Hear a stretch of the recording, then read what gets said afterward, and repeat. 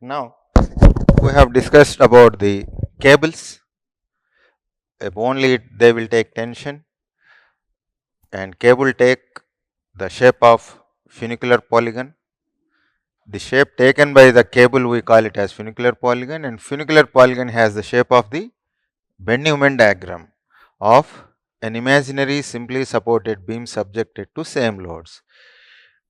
Wherever you have maximum bending moment in the imaginary simply supported beam, at the same location, maximum sag also will happen in the cable. So, in the exam, if you want to find maximum sag at any level, you have to check only where shear force changes its sign. At that point, bending moment is maximum automatically. So, these things are required to avoid the calculation time. How we should get out easily? You have only 1 minute time and calculators are not permitted. Some questions they give you so difficult way that without calculator you cannot manage. Last before year, two or three questions are given that you cannot manage without calculator. The moment you have to spend say 30 seconds time. In 30 seconds time, you check whether you can manage without calculators or not.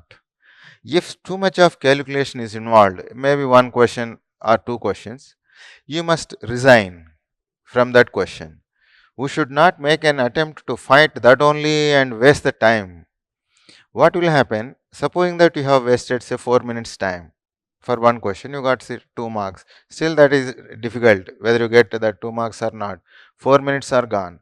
If you resign and spend on some other questions, those 4 minutes time, you may get 8 marks. Finally, what matters in the examination is how many maximum number of questions we have attempted correctly, not a particular question. So, the way I am explaining to you that those ideas only we have to apply in the exam, where we never used any calculators. If you have to use calculator also, it implies that in gate, okay, we can use calculator and accordingly gate questions will be there. With calculator also, you will not be asked to spend more than 1 minute time in gate. In prelims, no way we can use the calculator, they are not permitted. So, very long, sometimes what they do, the paper setter himself may not be knowing whether calculator is permitted or not, or they want to simply eliminate or avoid getting 150 out of 150 questions getting solved. So, one or two questions, you don't fight with those one or two questions where full of calculator calculations are there. Okay. So, we will avoid such questions as far as possible in the gate and prelims also. They see to it that questions of that nature will not come. Okay. One or two questions if they come, you must get back. Don't fight. Maybe that is their ploy. Will you waste your time or not in such type of questions? You waste the time, you got stuck up there itself. That's what we have to think. Okay. Now, if I have given you about the cable structural behavior, cable means only tension it will take, rod or bar or link, compression or tension will take, beam means only bending moment, compression very negligible, will may be there but you can neglect that as 0. If you cannot neglect, you will call it as beam column. Only column means mainly compression, bending moment may be there, may not be there, but bending moment magnitude relatively less in the columns. Or if it is more also, accordingly we can also call them as say columns itself. Okay. So, these are the how I have given you some introduction on the cables.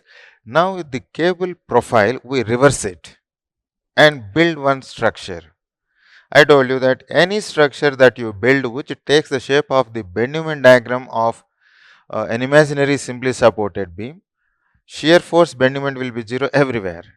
The cross section is subjected to axial thrust only or axial forces only, like a cable. Cable is under tension. Reverse it, it becomes like an arch. And that arch construction can be with steel or with concrete. Now we see 3 hinged arches and 2 hinged arches now. This is now 10th topic.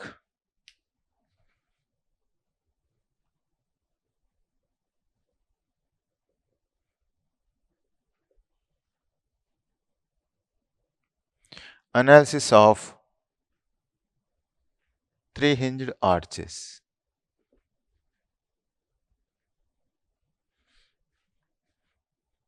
Let us see basic structural behavior. Supposing that if you have a three hinged arch like this,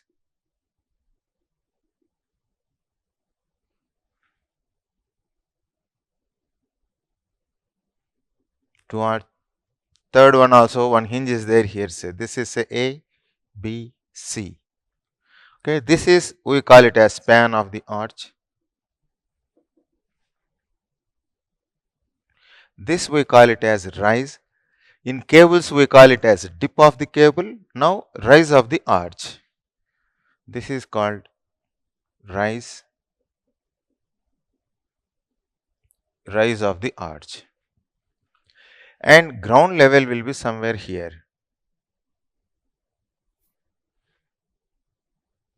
This is the ground level. That means generally these are bridge constructions. This is the ground level.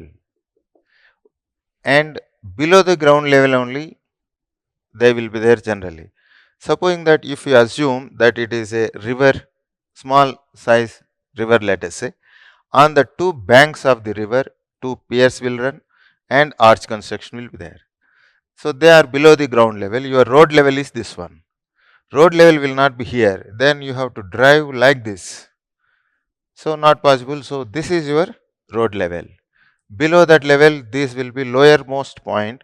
We call it as springing. This point we call it as springing.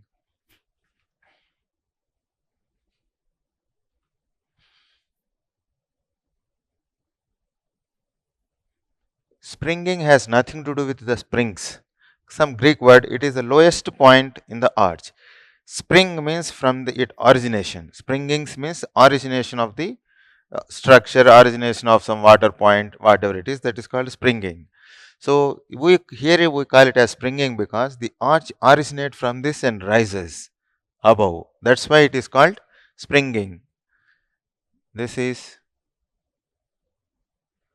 lowermost point in the arch. This is called vertex. See, we call it as crown or vertex. This is topmost point in arch. Okay. Now there are two reactions will develop here, VA. This is another reaction, HA, let us say. Thrust will develop here. This is VB, this is HB. We call it as horizontal thrust exerted by the pier on the arch. That is called horizontal thrust. Okay, vehicles move from here. So if you take bending moment, generally these three hinged arches or two hinged arches are bridge structures where loads move from one end to the other end and move to the other side of the river or canal.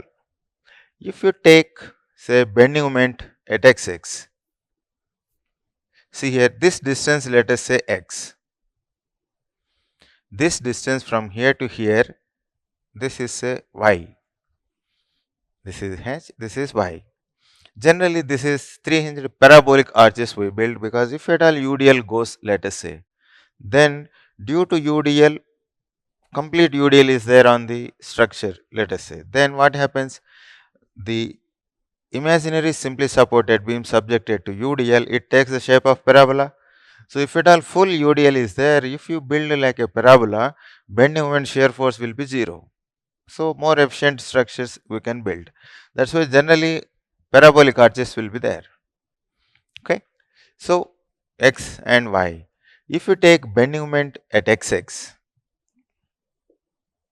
here this will be some earth fill will be there, backfill, because you are this is a structure, there is a gap here and this gap is filled with, this is the ground, this you have to fill it with the soil. that we call it as backfill.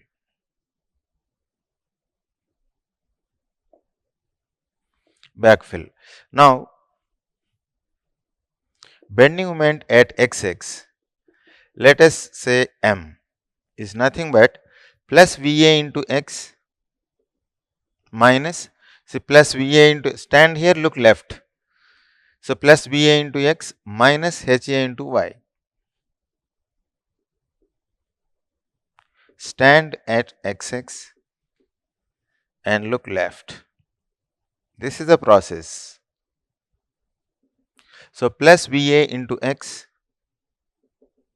minus Ha into y. Okay. If at all you imagine that this is a beam at any section xx, if you want to find bending moment, Va into x, that's all will be there. That's why this Va into x quantity, we call it as beam moment. This beam moment we call it as mx. M means total moment. Bend moment is the total moment is m. Out of that, mx is the beam moment. This Ha into y, we call it as h moment. That means moment due to horizontal thrust. So, we will write now like this: m is equal to mx minus h into y. That means bend moment at any section in the arch is less by an amount of h into y. So, when bend moment is less, naturally size of the arch also we can build less, size will be less. So, that is the structural efficiency. Structurally it is more efficient than the beam. But our farm work etc., they will give us more cost to the structure. But structurally speaking, this is the advantage. Bend moment at any section is less by an amount of h into y. If at all UDL is there, then mx and hy are so adjusted, you will get zero moment. So, this is the moment, advantage of arch.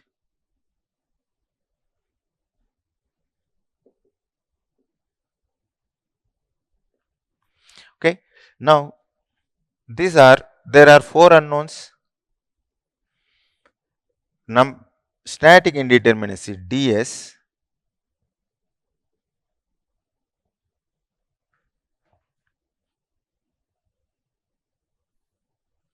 if you see the static indeterminacy, ds is equal to r minus s.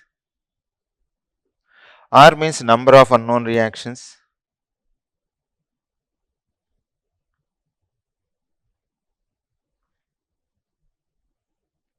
Number of unknown reactions are 4: Va, Ha, Vb, Hb. How many equations of equilibrium available? S is number of equilibrium equations available are also 4. What are they? Sigma x is equal to 0, sigma y is equal to 0, sigma m is equal to 0. These are external equilibrium equations. Then internally also one equation is there, that is bending moment at C is equal to 0. Because there is a hinge there, at that point sigma m is 0. In addition to sigma m 0, bending moment is also 0. That means sigma m 0 means stand at C, look both sides, sum will be 0. Also stand at C, look only left side, then also moment is 0. That is the internal equilibrium equation.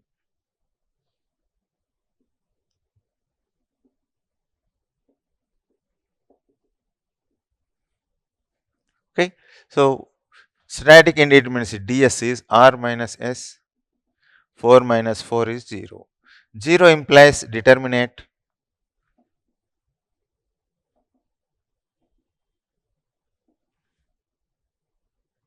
So, conclusion. First conclusion is this one. When compared with a beam of same span, arch moment is less by an amount of h into y. So, that is the advantage of the arches. Second point is they are statically determinate structures, means equations of equilibrium internal plus external put together, alone are sufficient to find the axial force, shear force, bending moment, whatever quantity you want, equations of equilibrium are sufficient. Okay.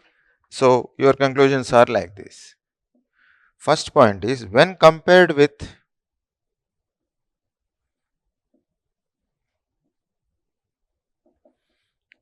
a beam of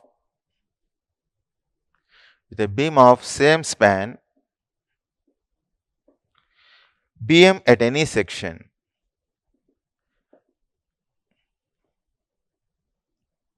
bending moment at any section in a three-hinged arch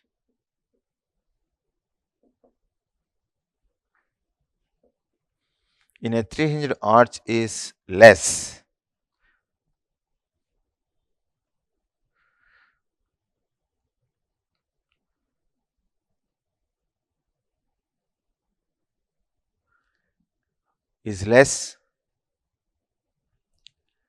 by an amount of h into y, or we can also call it as h moment.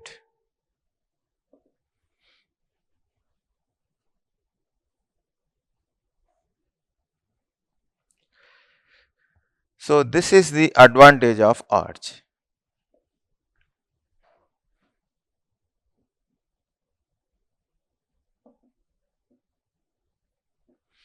This point is useful when you are attending interviews. Then they will ask you, if it are structures based people come, what is the advantage of arch? They ask you, say, then you should tell that bend moment is less by an amount of h into y.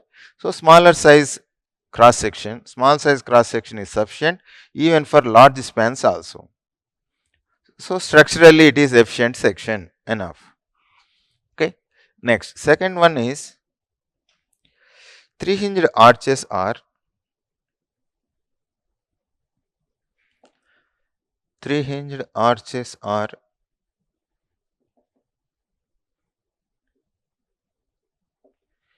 statically determinate structures. So, equations of equilibrium alone are sufficient to find all unknown quantities.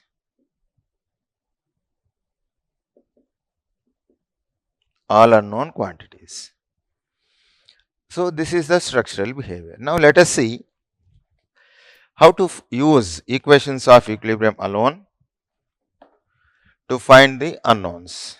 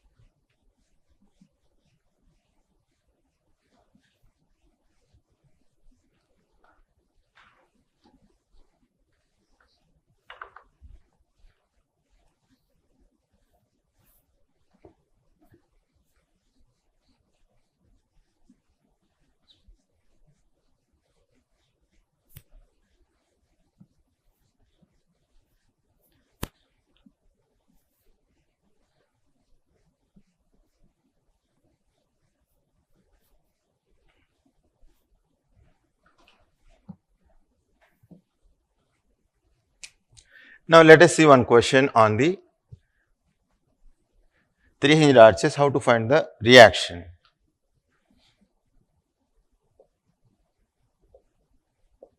Reaction at B is,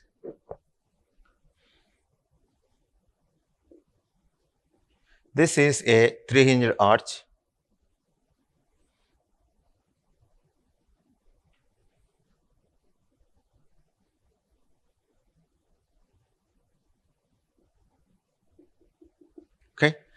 Three hinged arches means three hinges must be there.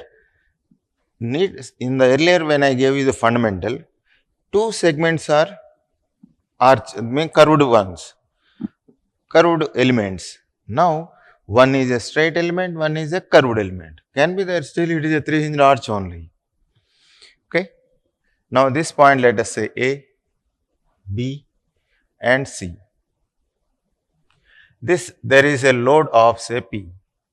Length is L here. This is also length L. Okay. Now, so four options were given. Reaction at B is P, root 2P, P by 2, root 3 by 2 into P. Like this they have asked. It's one of the GATE papers, a 2 marks question. Okay. So, how we have to find? First observe here, when P is acting, both of them are hinges only. So, two horizontal reactions will develop, HA here, HB here. Your applied load P, in what ratio these two reactions share? Part of the load is taken by HA, remaining is taken by HB, like that. Now, how they will share? Let us see first the structural behavior of AC member. AC member is not loaded at intermediate location and connected by pins. Any member not loaded at intermediate location connected by pins is like a link. There cannot exist any axial force, shear force. There cannot exist any shear force and bending moment. Only it can be subjected to axial forces. That's all. That is called link behavior. That means HA has to be 0. Even in the earlier case, one problem I have discussed, in the simply supported both ends hinged beam, like this I have given. As long as you don't load this one at intermediate location, if it sinks, it behaves like an axially loaded member. Maybe tension will develop. That's all. That's what I told you in MDM. Whether you keep it here, keep it horizontal or vertical, both ends are hinged, no intermediate load, let us say, then it is a link only. The most it can take only axial forces. Okay. Now, because it can take only axial force, HA is 0 because it is a link. Then what is HB now? Then who will take P? Entire load is taken by HB only. Now you see, this is 0, this P is right side, this P left side. These two will form a couple, a pair of equal, oppositely directed, non-collinear forces will form a couple, clockwise couple. To balance a clockwise couple, there should exist anti-clockwise couple. See how my fingers are moving, here down, up. So, here it is down, here it is up. Distance is same, L here same means VA also must be equal to P. VB also must be equal to P. Now, you see anti-clockwise couple P into L, clockwise couple is P into L. Completely it is in equilibrium. Okay. Now, he is asking reaction at B. Which reaction? Horizontal or vertical? It is neither horizontal nor vertical, it is resultant reaction. Once reaction at B means resultant only they are asking, implied meaning is that. So, what is RB now? Square root of VB square plus HB square. So, P square plus P square. So, you will get root 2 times P. That is the option.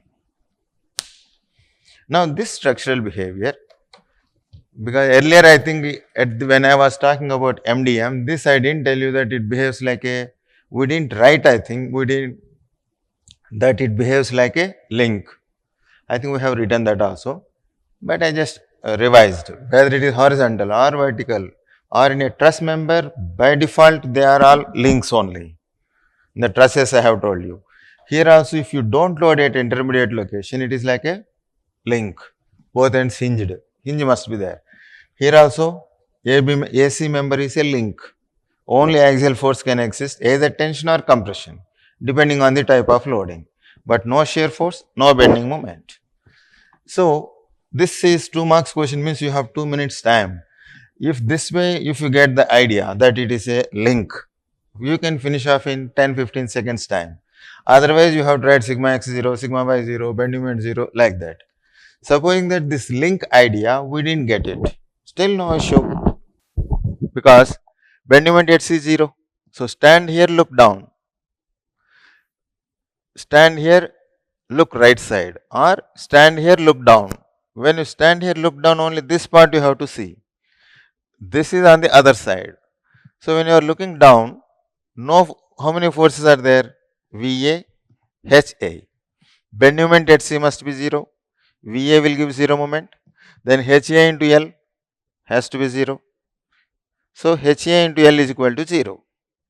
Implies that HA is equal to 0. That way also we can make it, find bending moment at C is equal to 0. Stand at C and look down.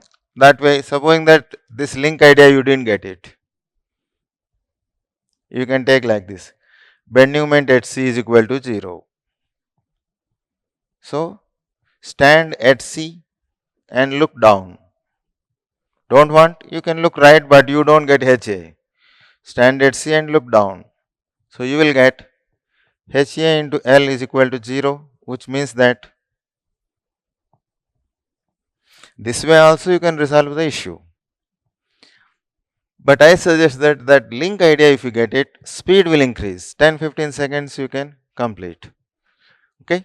So these are the conclusions. We'll write here.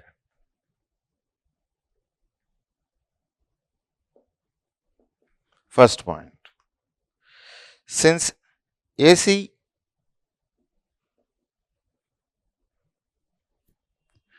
member AC is not loaded at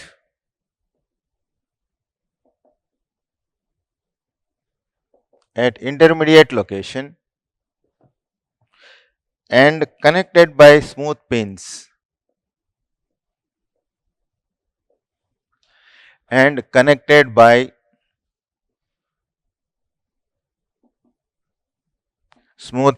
at the ends, it behaves like a link.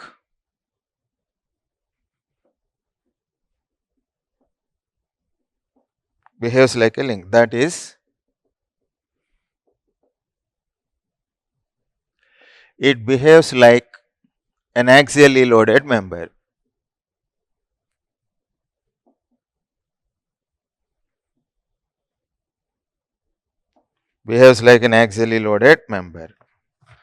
This idea only is important for us, because sometimes if they ask you, if at all they ask, say, what is they give you the arch. The free body diagram of the arch is best represented by, then all the segments, AC free body diagram, CB free body diagram, they ask, say, then which of the 4 options is correct, you have to select. Such cases, this link behavior, if you get the idea, 10-15 seconds you can select the correct option. That's why this is very, very important. So free body diagram of AC and BC. Now you see, this is AC.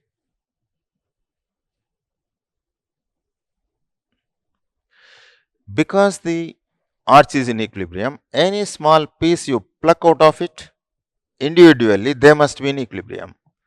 This point is A, this point is C,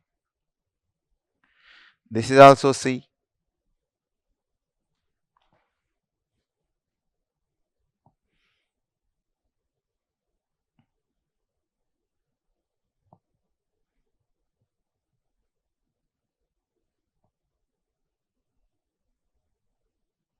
Okay, see, this point is B. Now you see, this length is L. Then four options, 4 sets of diagrams they will give. which set has AC member, they are showing like a link, only axial force is there, that you answer it, that's all. Now if I take this one,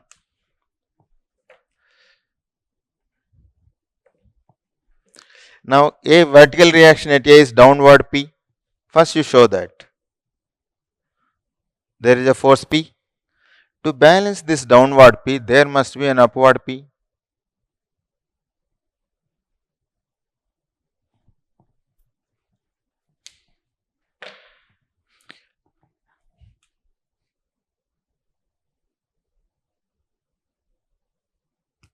Upward P.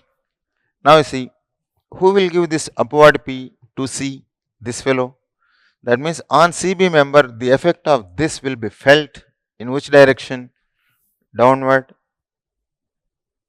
Now if I take it and shunt it, this and this they balance, you cannot see that. Now this downward force must be balanced by an upward force P. So once you show P, the effect of this P is felt in 3 locations like this. Next, horizontal load P, actual problem, and that P, AC member says I cannot take it. Supposing that if 0.1 P you write here, say, to keep that in equilibrium 0.1 P here should be there. So 0.1 P will form a couple. Who will balance? Nobody is there. That's why this fellow says I cannot take any amount of your horizontal load. Then who will take? Entire P is taken by this only, like this. Then how to balance this? Like this. Now you see, red color couple is balanced by blue color couple. Here no couple formation. Individually each member is completely in equilibrium.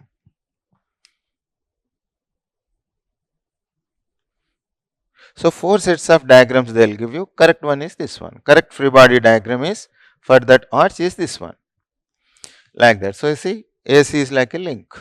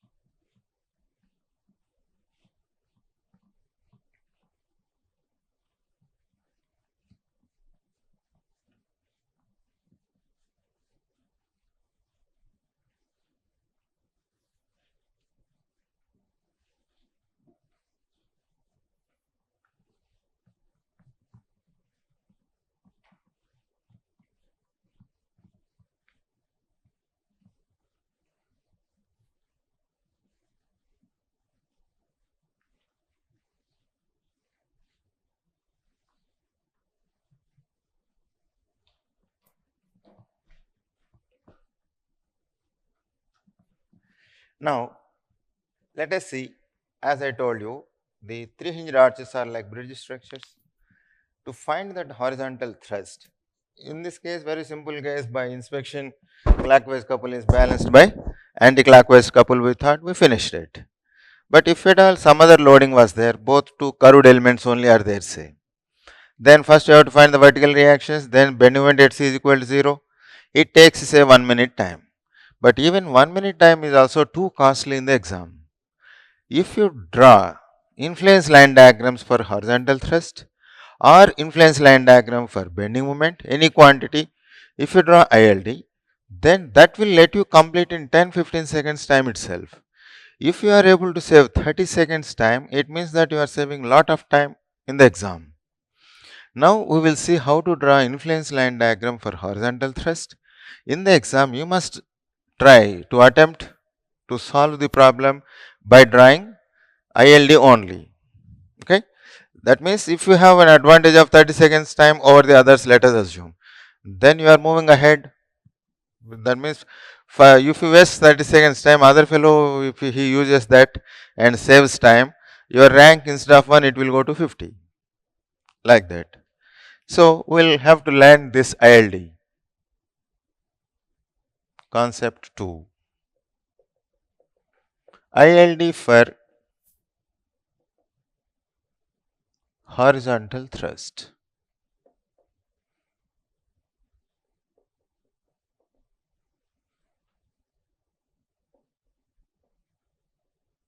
in three-hinged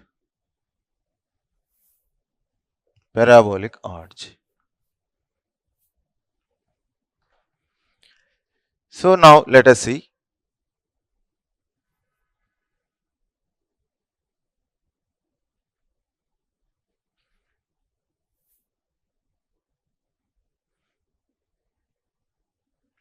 This is a three-hinged parabolic arch. A, B, crown is C, and assume you imagine that this is the ground and this is the road. You assume this is the backfill. Here there is a reaction VB, VA, then horizontal thrust at B, we call it as a H.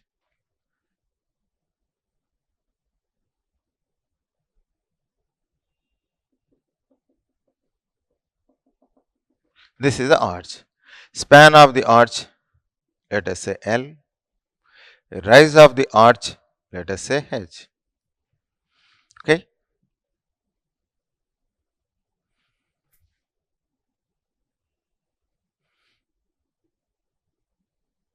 This length is now L by 2 because it is not necessary that it should crown.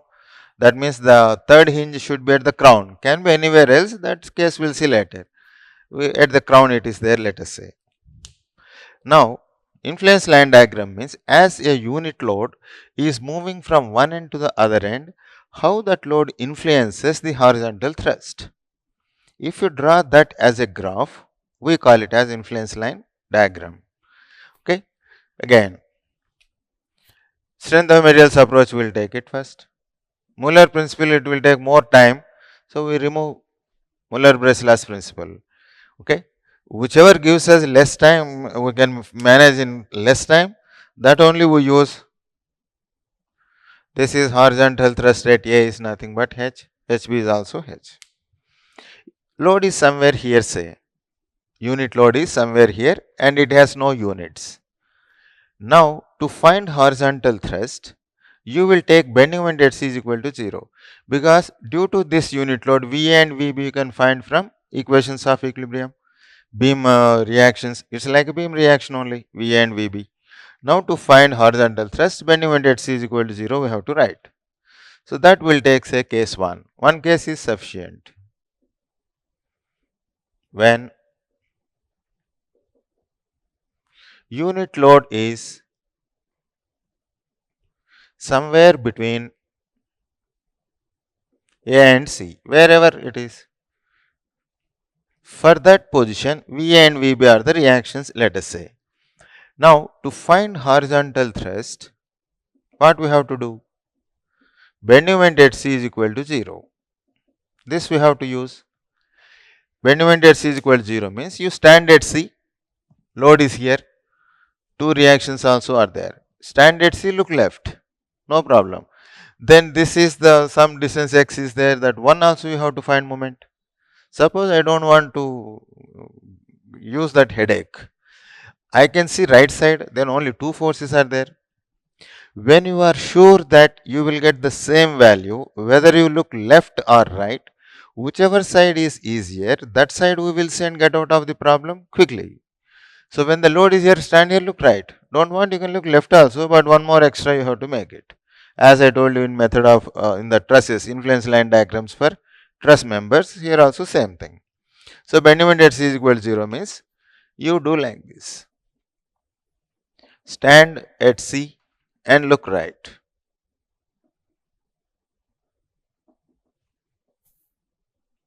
So, this is plus VB into L by 2 minus H into H is equal to 0.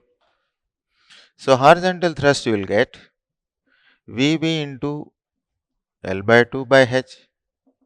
That means L by 2H into VB. This is one way of drawing the L. This is horizontal thrust at a particular location of unit load, L by 2H into VB. But I don't want to find H at one location, I want to draw for all positions, let us say. Then if I want to draw ILD for horizontal thrust, draw ILD for L by 2H into VB. So, this is equal to this. So L by 2H is constant. In other words, L by 2H into ILD for VB. We know how to draw ILD for VB. Reactions, statically determinate structure. All statically determinate structures influence line diagrams for reaction, shear force, bend moment or straight lines only. Okay. Now remove the support at B, hold it, lift it by 1. Then I will get VB. But I don't want VB, I wanted H. So multiply that VB by L by 2H. I will get ILD for horizontal thrust.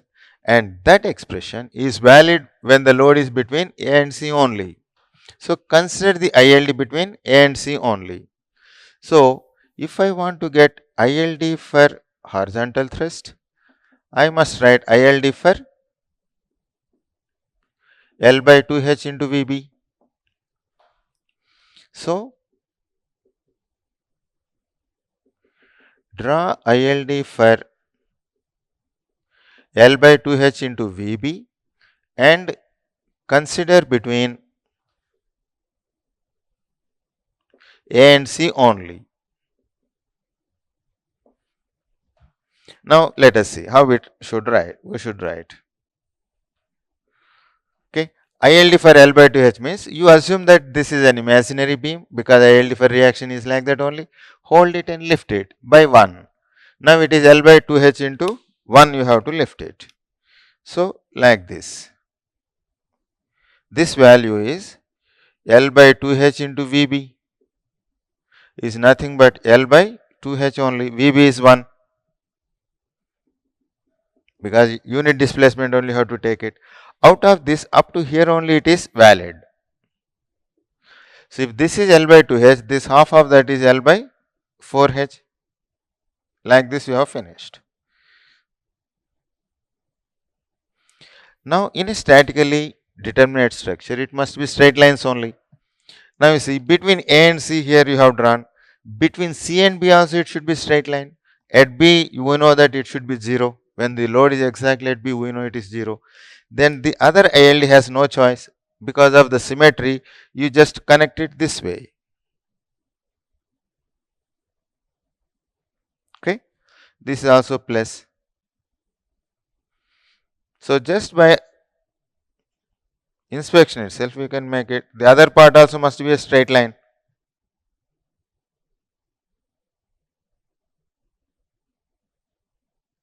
This way. So this is ILD for horizontal thrust.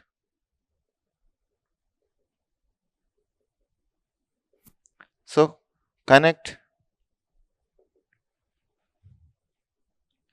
remaining ILD between C and B as shown in figure.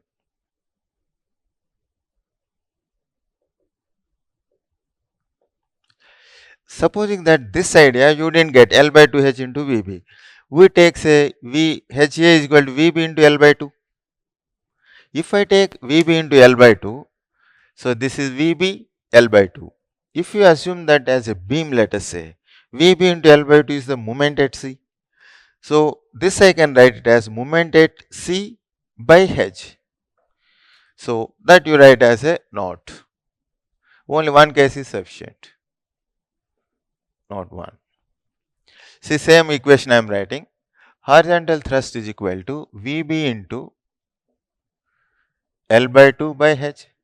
This is nothing but beam moment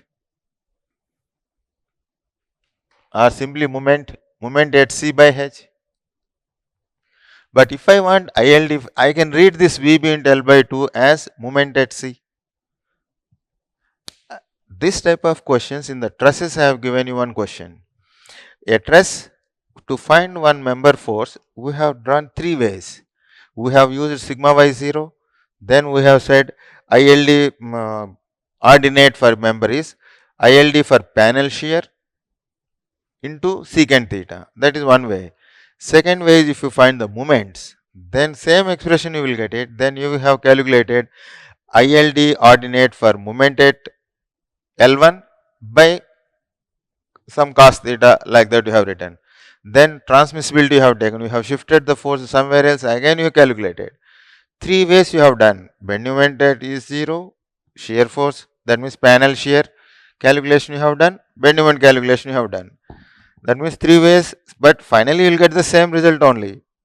Here also, whether you write B moment by H or VB into L by 2H, both means same only. Only difference is reading. So now if I want to find ILD for H, this is nothing but ILD for B moment at C by H.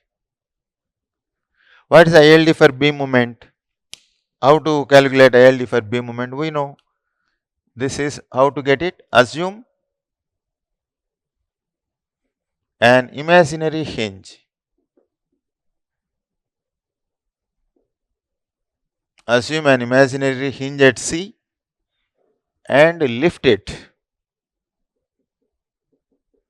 by AB by L. AB by L means what?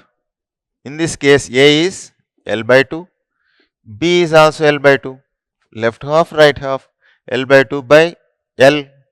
So you will get L by 4. Lift it by AB by L means L by 4. Then deflected shape of the beam.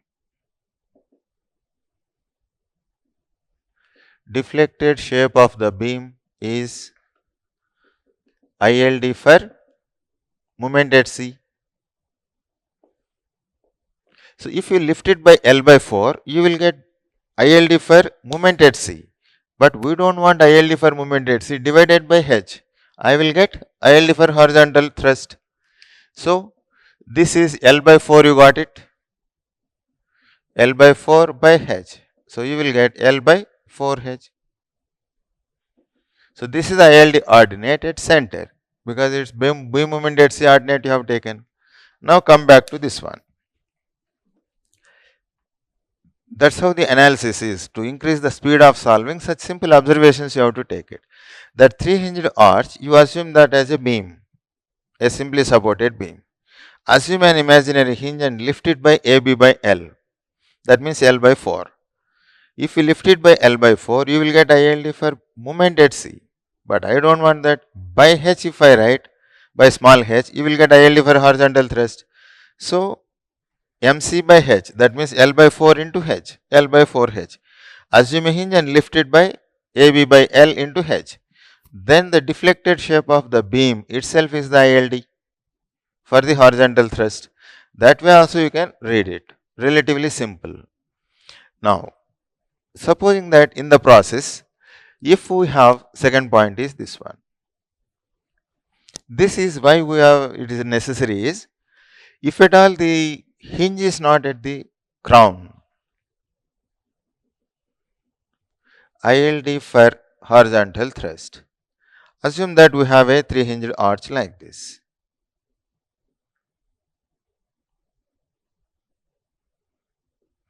This point, let us say A, B. This is C, let us say. A third hinge is not kept at the crown, it is somewhere here. This distance, let us say A. This distance, let us say B. This height is this only is H, let us say. That means wherever hinge you have provided, that height is a H. It is not equal to maximum height. We neither not interested in that. Now, if this is the case,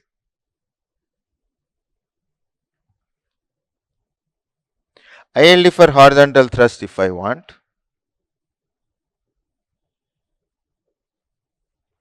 assume an imaginary hinge here and lift it by an amount of AB by L into H. A particular case of this is if A is L by 2, B is L by 2, then you will get this diagram. In this case, A is L by 2. This if you take, let us say A is L by 2, B is also L by 2. This is a particular case, that's all. A happens to be L by 2, it is some other value here. A is some value, B is some value. So, AB by L you have to write it divided by H. That means assume a hinge and lift it like this.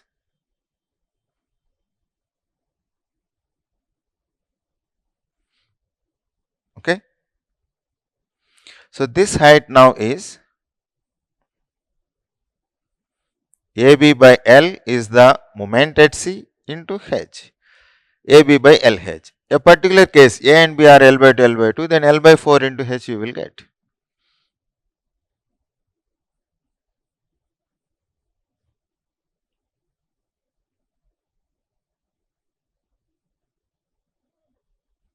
Okay. So this height is AB by LH, like that. Okay. Now, these two observations are required.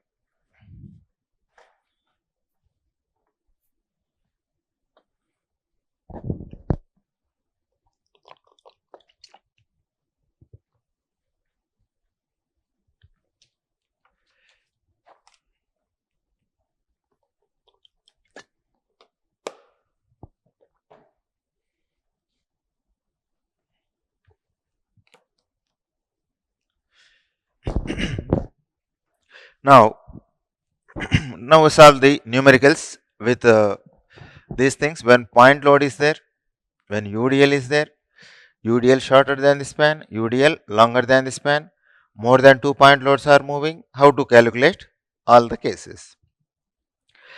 We have solved a simply supported beam, ILD for bend moment at C we have done in a simply supported beam. For what the conditions you have taken to get maximum bend moment at C? What are the conditions? If single load is moving, you have to keep the load at C. Here also, if you want to get maximum horizontal thrust when a single load is moving, you should keep at C. Because ILD for bend moment at C in a simply supported beam, ILD for horizontal thrust in a 3-hinge arch are identical. What is the difference? Here you are dividing by some constant, that's all. But shape is same. This shape is similar to ILD for bending moment at C in a simply supported beam. So, whatever conditions I have taught you in the ILD for bending moment at C in a simply supported beam conditions, all the conditions you can take them and stick them. If single load is moving, keep load at C to get maximum H. If two loads are moving, keep greater load here, lesser load on CB or AC because both same. If more than 2 point loads are moving, 3 or 4, whatever number, then average load on AC must be equal to average load on CB. If that condition doesn't satisfy, then average load on AC minus average load on CB. Wherever the sign changes, when the loads enter, average load on AC is maximum, average load on CB is 0.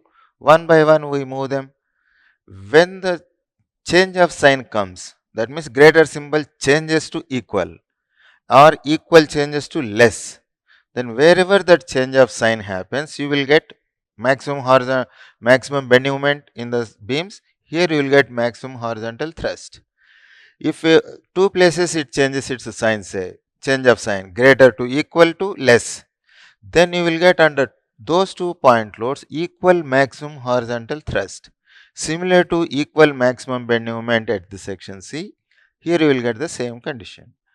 If UDL shorter than the span is moving, average load on AC is equal to average load on CB. Okay, that's how you have to keep the loads.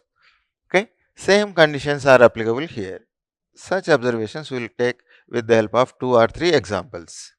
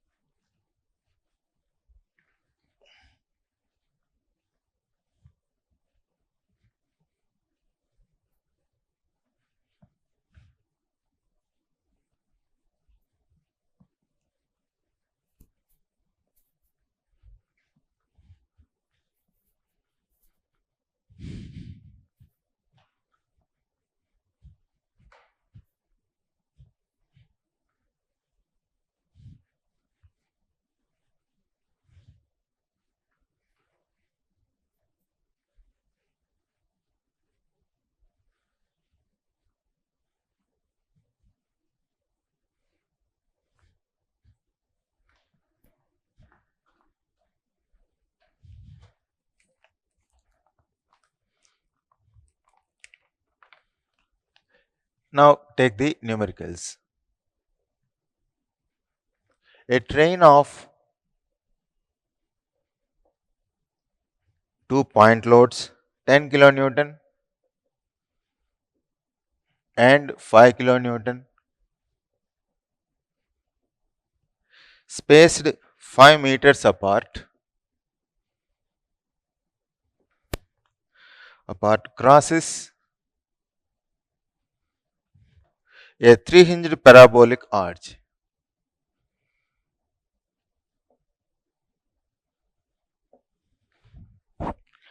A 3-hinged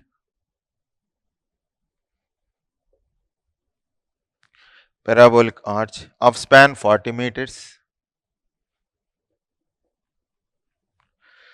and central rise 10 meters.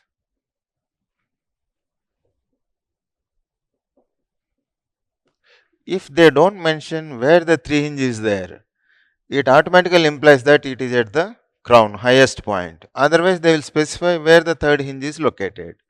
Here not specified, so you take it as center. 10 meters. Maximum horizontal thrust.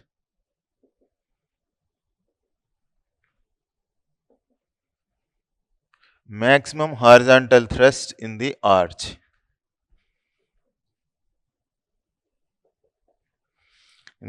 Is.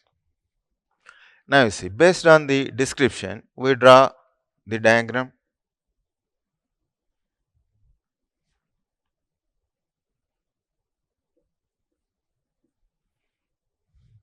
This point, let us say A, B, C. This is center point, 20 meters, 20 meters. Total span is 40 meters.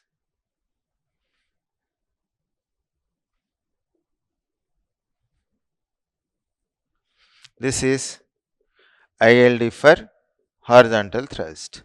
Assume a hinge and lift it by AB by L into H. In this case, L by 4H.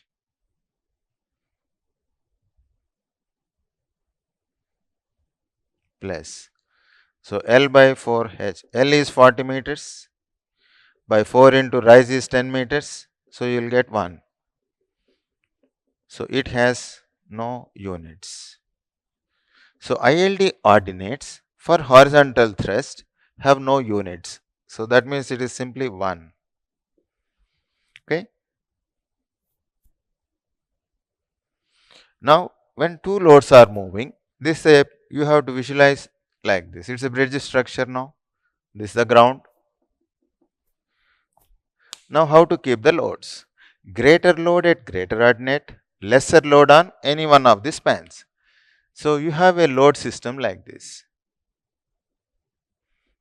5 kilonewton, 10 kilonewton, spaced 5 meters apart. Which side it is moving not given. When two loads only are there, whether 5 is leading or 10 is leading, any which way it goes, say, then you can ensure that greater load on the greater ordinate, lesser load on the span. When two loads are there, they don't have to give us who is leading first. If they give also fine, otherwise also it doesn't matter for us. So, greater load at greater ordinate, 10 kilonewton, lesser load here, 5 kilonewton, spaced 5 meters apart. This is moving like this. Okay, suppose if they are moving right to left, say, you may ensure that 10 comes here. So, now you see, in this process, you don't have to find what the support reactions are. Again, bend moment at C is equal to 0. That much time you cannot afford to waste. You must do it by influence line diagrams only. So, for 20 meters, 1, this is 20 meters. Then for 15 meters, how much? For 20 meters, 1 means 15 meters, 3 by 4 or 0.75 you can write. Similar triangles. So, to get, this is the solution. To get maximum horizontal thrust, keep the loads as shown in figure. So horizontal thrust you will get 10 into 1 plus 5 into 0.75. So 10 plus 3.7, 13.75. This is the maximum thrust you can get in the problem. Next one. Supposing that instead of 2 loads, more number of loads are moving, let us say. In the above problem, 4 wheel loads, 3 kilonewton,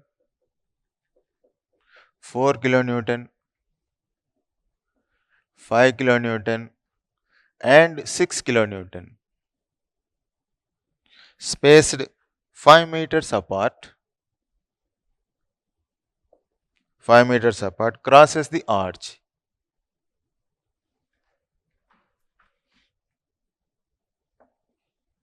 That means load system crosses the arch from left to right. More loads are there means they have to specify left to right with 3 kilonewton load, leading. Maximum horizontal thrust is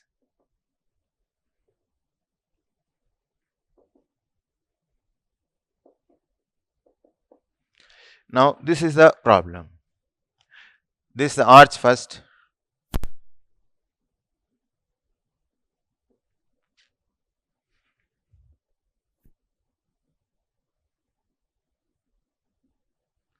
This is the 3-hinged arch. This is the road. Okay. Center. Now a section is specified. You have to draw ILD for bending moment at C only, C by H. So this cannot be changed. This ordinate is 1. So this is ILD for H.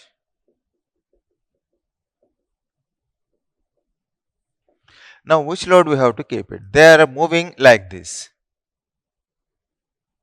3 kilonewton, 4 kilonewton, 5 kilonewton, 6 kilonewton. Spaced 5 meters, 5 meters, 5 meters. Then what we have to do is, first all the loads will enter the bridge in AC span. Then one by one you have to cross it. Then this is the condition. Average load on AC, then average load on CB. Now first which load will cross? 3 kilonewton crosses C. When 3 kilonewton crosses C, when 3 crossed, how much left out here? 6 plus 5 plus 4 only. 6 plus 5 plus 4 by 20. So 11 plus 4, 15 by 20. Here 3 crossed, so only 3 by 20. You will find that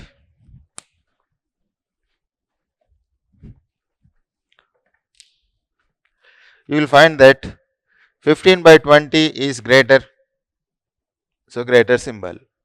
Next, ask the engine driver to move 4 kilonewton also to the right of C. When 4 kilonewton crosses C, then you will get 6 plus 5 by 20, 11 by 20. Here 4 came here, 4 plus 3 by 20, 7 by 20. Now see, 11 by 20 is still greater than 7 by 20.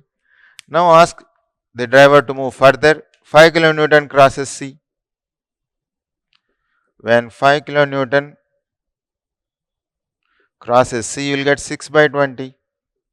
Here 5 plus 4 plus 3 by 20. 9 plus 3, 12 by 20. So now what happened? it now becomes less. You see here, this is what happens. Supposing that change of sign happened is here. Instead of equal, change of sign happened. So you have no choice. So 5 kilonewton should be kept at C. First preference is to be equal, otherwise it can change its sign. Supposing that if 6 kilonewton also crosses C, again same less than symbol. So you don't get under 6 kilonewton also maximum bending moment. In one paper they asked that one. When a series of wheel loads are moving, the condition to be satisfied is average load on AC is equal to average load on CB. Average load on AC is less than average load on CB. Average load on AC should be greater than average load on BC. Like that they asked. So less than greater than means for all conditions it should be valid. When 6 crosses also less will come. So change of sign didn't happen. So you don't get first change of sign, either it can be equal or less. That means it should be equal. If otherwise it doesn't happen, means less than. Okay, like that. So equal only is the more correct option. Only that is the correct option. Less than correct if you want to put it. Whenever for all positions of less cases you should get the same. You should get maximum, which is impossible. So 1 by 10 loads are there, say at 6 behind 6, 7, 8, 9 kilonewton also is there. If it moves less, another load moves less, another load moves less, only symbol. So you don't get on all loads maximum bending moment. So I think that concept I have told you in the strength of in the simply supported beams. ILD for bending moment at C conditions I have explained to you. One such case it happened. Greater to less than suddenly it happened. So only one case. You will get maximum horizontal thrust when 5 kilonewton crosses C. Supposing that equal also came, then one load you cross it, another change of sign, two places it is changing. So at two places, that means under 2 point loads, you will get equal maximum horizontal thrust, like that. Okay. So I am just writing here because already you have learned this point. Conclusion: keep 5 kilonewton at C to get maximum horizontal thrust. Now you see, 5 kilonewton means you have to first keep 5 kilonewton here. Then already it crossed, this is 4, this is 3, and on left of it you have 6. This is how you have to keep the loads. By linear interpolation, you can easily calculate them.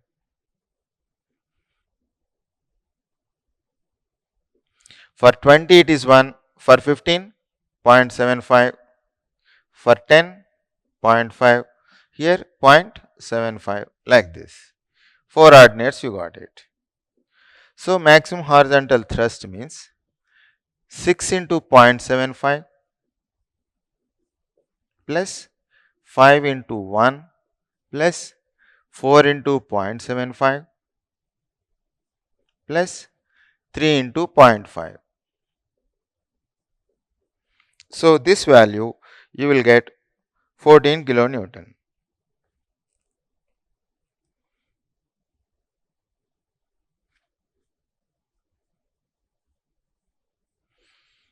See,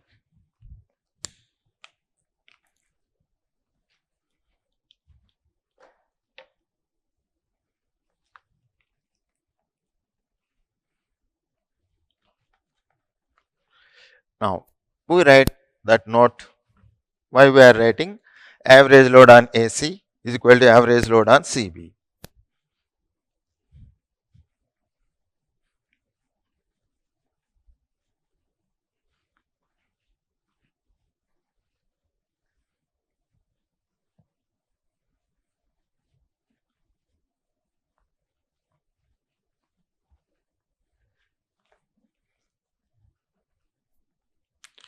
Now to write ILD for H is similar to ILD for bending moment at any section C of a simply supported beam.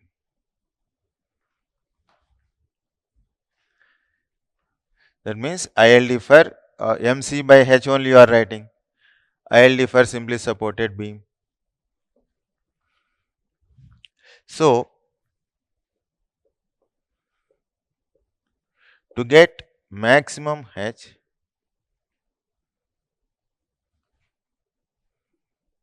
the condition to be satisfied is average load on AC is equal to average load on CB. This is the condition. If this is not satisfied, average load on AC minus average load on CB should be less than or equal to 0. And which way we can write? Or this you put it left side, say average load on AC minus average load on CB. This value should be 0 now because it goes left side, or it can be less than 0. 0 should be there. If that doesn't happen, less only will happen when point loads are there. Like that.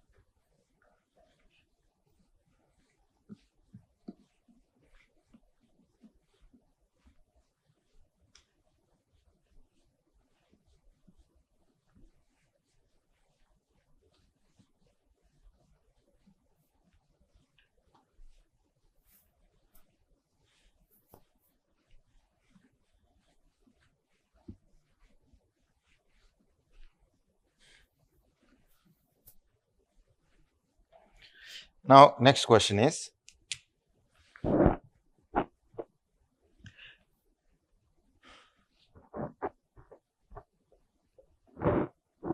horizontal thrust.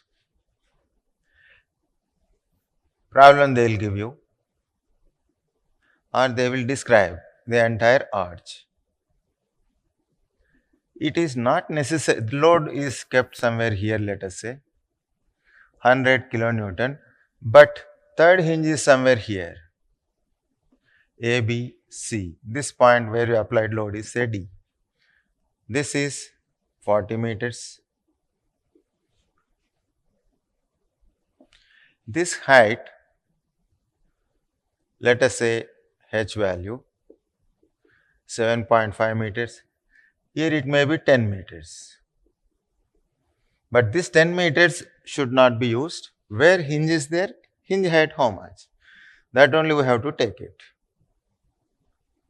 This point, let us say 10 meters. This point, let us say 30 meters. That means A is equal to 10 meters, B is equal to 30 meters.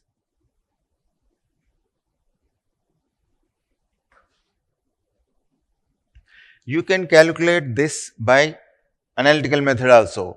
First find VA, VB. Then bend moment at C is equal to 0.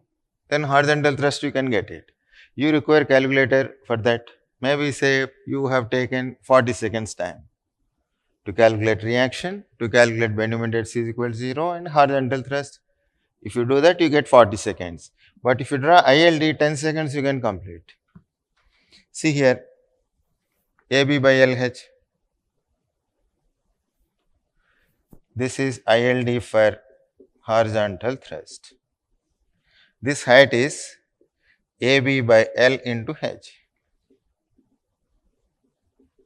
A is 10 meters, B is 30 meters, length is 40 meters, height is 7.5 meters. So you will get again 1. So this height is 1. This length is 30 meters. This where load is there, this distance let us say 20 meters. At the crown it is kept. Now at 20 meters you have to find the ordinate. See, this is 20 meters.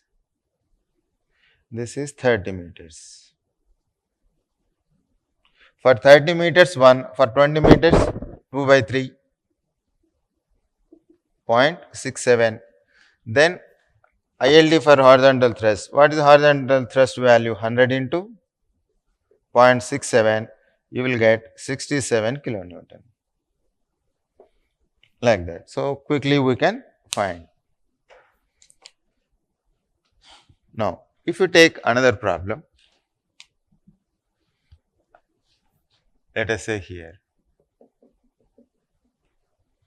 you have a arch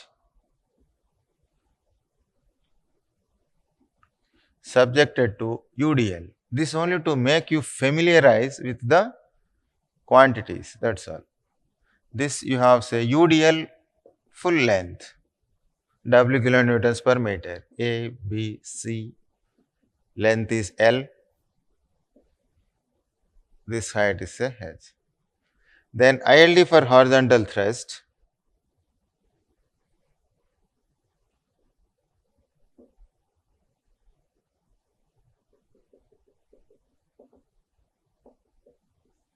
this is for center loading, we know it is L by 4H plus. So you will find that horizontal thrust is equal to, when UDL is there, this is the formula, intensity of UDL into area of ILD under UDL.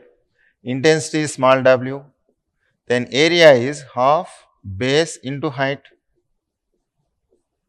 So you will get WL square by 8H. So standard expression, since you might have already remembered, but to get that value, even if you have forgotten, intensity into the area, quickly you will get WL square by 8H.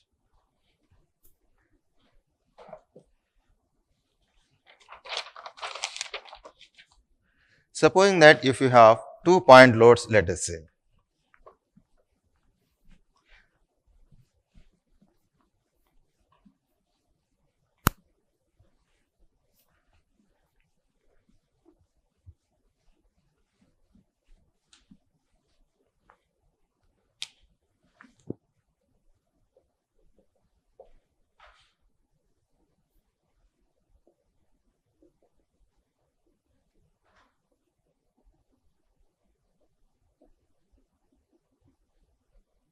okay, this point A, B, C,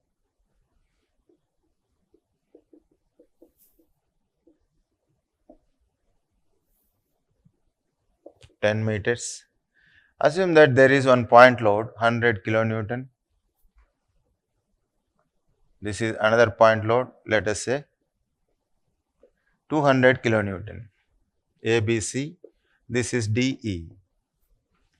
The distances are 10 meters, let us say. They have to give us all the values.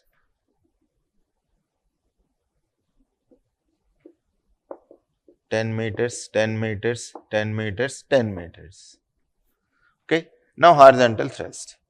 Then if you want to solve it by analytically, first VA, VB you have to find, or at least VB you have to find. Then Bending at C is equal to 0. Then from that you will get what is horizontal thrust. It takes 1 full minute. But if you draw ILD like this, 10 seconds we can complete. Because we have to write neatly, I am drawing so much, otherwise you can finish off. L by 4H.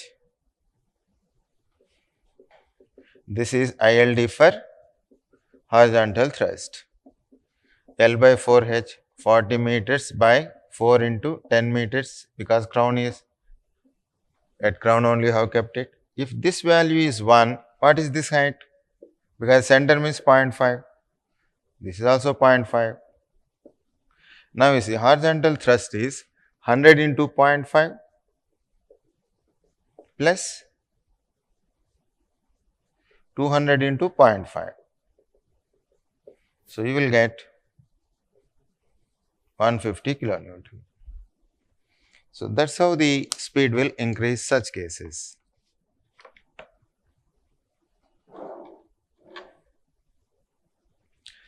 Now, let us take the third concept.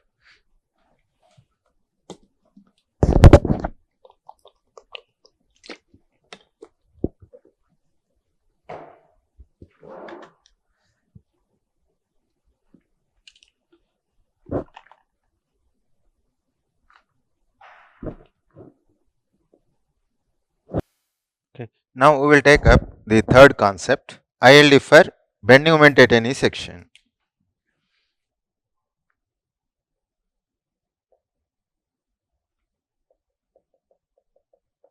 ILD for bending moment at any section D in the arch.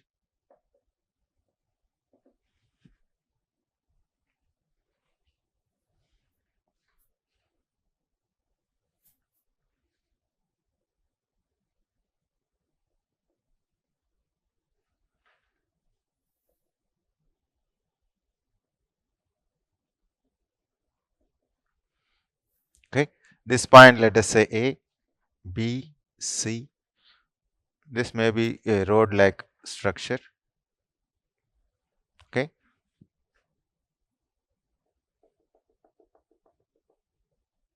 Ground, backfill. Okay. Now, this point somewhere here D, let us say. This distance is A, B. The crown, this say L by 2. This is also L by 2. This height of the arch, that means the maximum height or at the crown, this value let us say H. Where you are trying to find section, this is the section.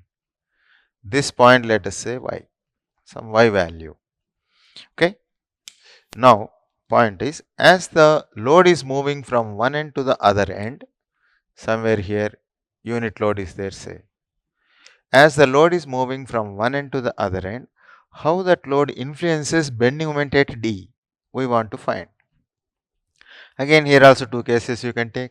When the load is somewhere between A and D, one expression.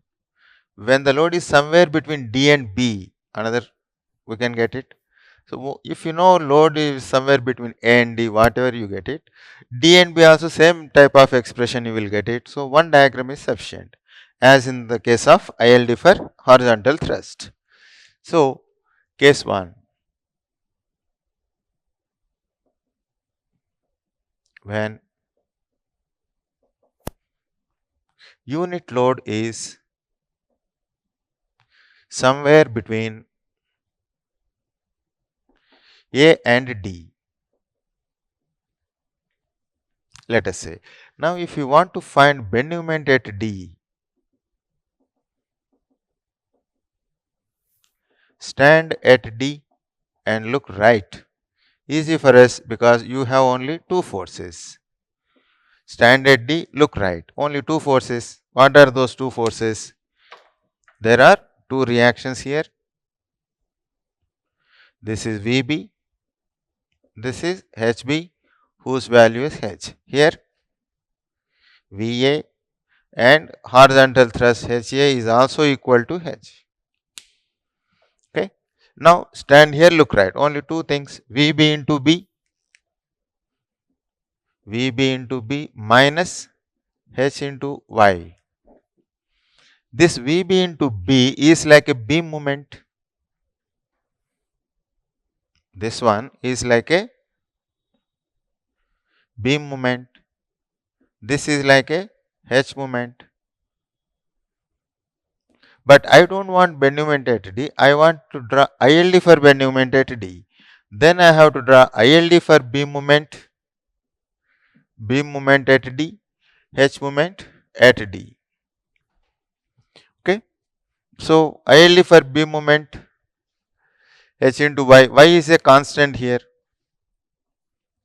So if I want to draw ILD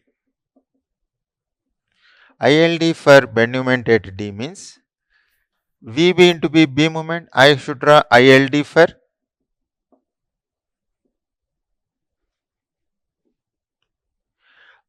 for beam moment at D minus ILD for H into some constant Y. Y is a constant. Now ILD for beam moment we know how to find.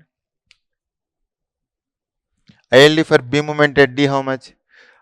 If you take a beam, assume an imaginary hinge at D and lift it by AB by L. The deflected shape of the beam itself is the ILD for beam moment at D. ILD for H also we know. At center you assume an imaginary hinge and lift it by L by 4H. Now don't lift it by L by 4H, L by 4H into Y, because you wanted moment. Y is simply a constant. L by 4H we know how to draw ILD. So that ILD instead of L by 4H you lift it by Ly by 4H. This is AB by L. That's all. This ILD you subtract from this one. In all earlier cases in the simply supported beams, cantilever beams, trusses, when you have taken only one expression for ILD was there, root 2 times V1 or 3 by 2 into V2 like that. So one ILD you have done completed. But in this case two ILDs you have to draw, one ILD you have to subtract, because two expressions are there, VB into B minus H into Y. So you have no choice only in this case. ILD for beam moment at D means this what we know. Assume an imaginary hinge at D and lift it by AB by L. Then the deflected shape of the beam,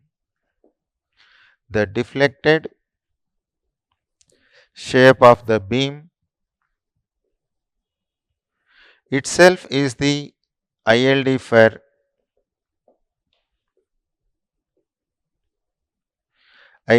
beam moment at D. So ILD for beam moment at D minus ILD for H moment means ILD for H into Y. Some Y is a constant. Now come to this one. ILD for beam moment at D means like this.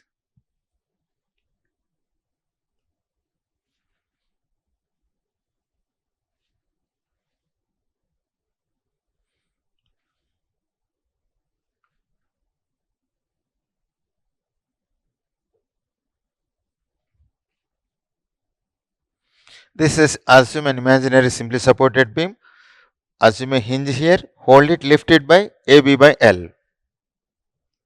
Somewhere here it goes up like this, say.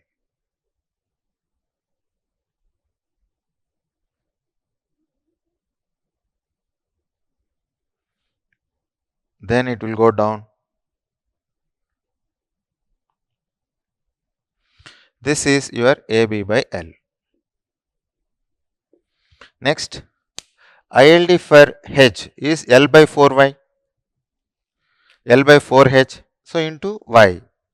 So that value, we will see why they should always be at the same level. We will prove that point. So this will go something like this.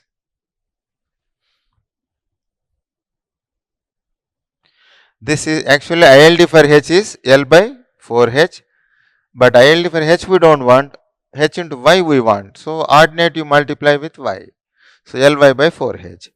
The area that got overlapped, you cancel it out. The area that didn't get overlapped is your net influence line diagram for bending moment at D. So this you will get ILD for bending moment at D. So the area that didn't get overlap is here, positive.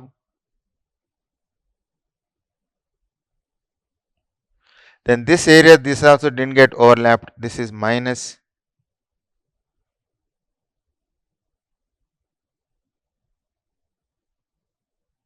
like this. So this is your net influence line diagram. At this point you will get maximum positive ordinate,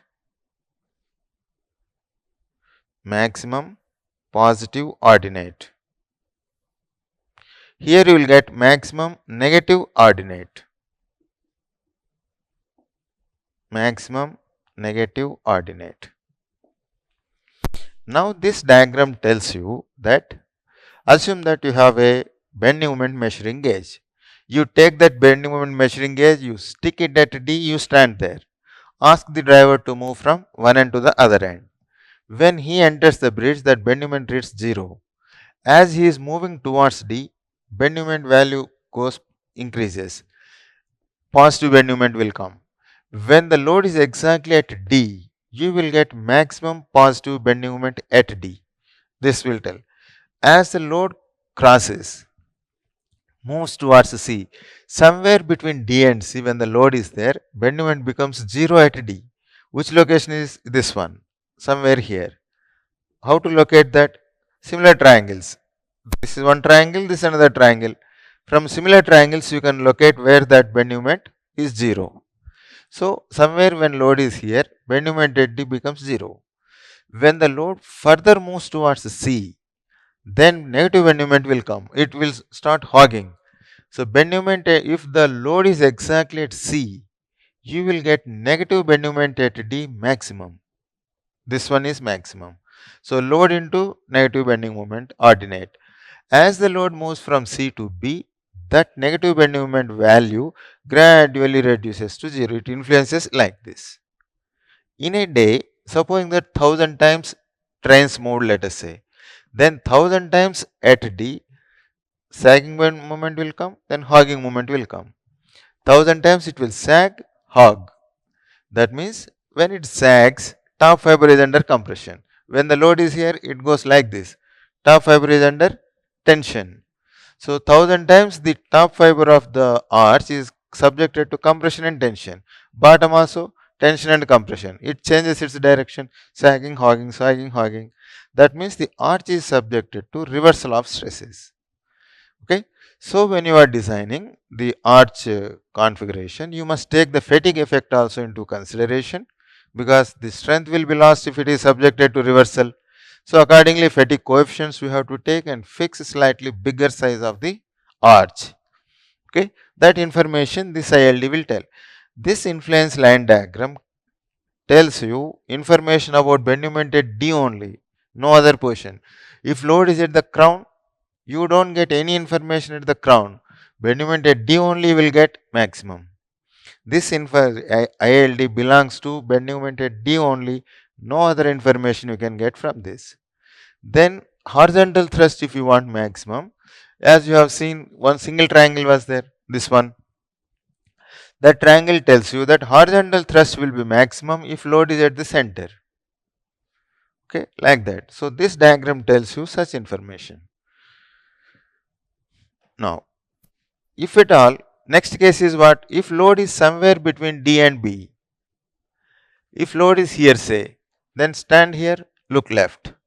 VA into A minus H into Y. This point changes VA into A minus H into Y. VA into A is how much? Again B moment. ILD for B moment at D minus H moment. That means same expression is valid, because VA into A. See here, that point case 2 I will explain here. When unit load is somewhere between D and B.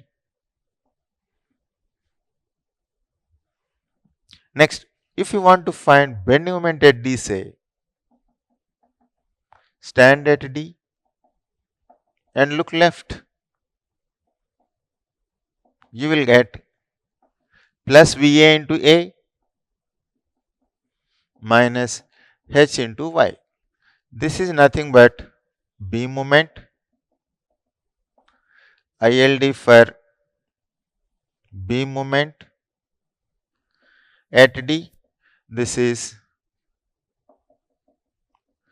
ILD for H into Y. So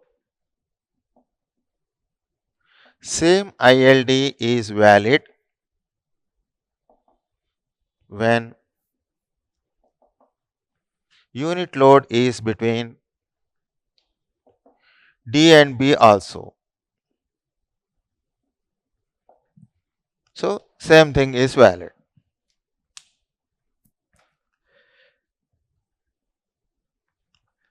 Now these observations we will write. When the load is moving, if you want to get maximum positive bending moment at D, keep the load at D. If you want to get maximum negative bending moment at D, keep the load at crown. If you want to get zero bending moment at D, other than the supports, keep somewhere between D and C, you will get zero bending moment at D. That location also you can find it from the linear interpolation of the small triangles. So those points we will write now.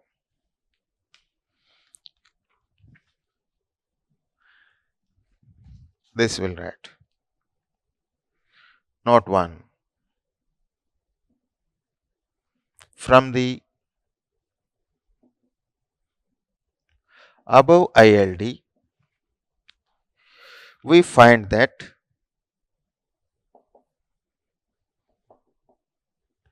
to get maximum positive bending moment at D, comma, keep unit load at D. This is positive bending moment at D means keep unit load at D. To get maximum negative bending moment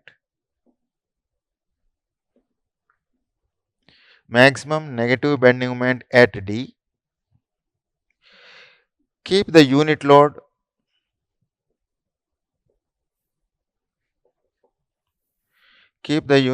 at C.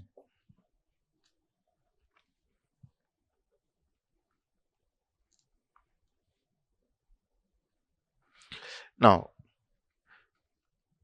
second point is, you see here AB by L, Ly by 4H equal you have written. Why should they be equal? That we write it as a note 2.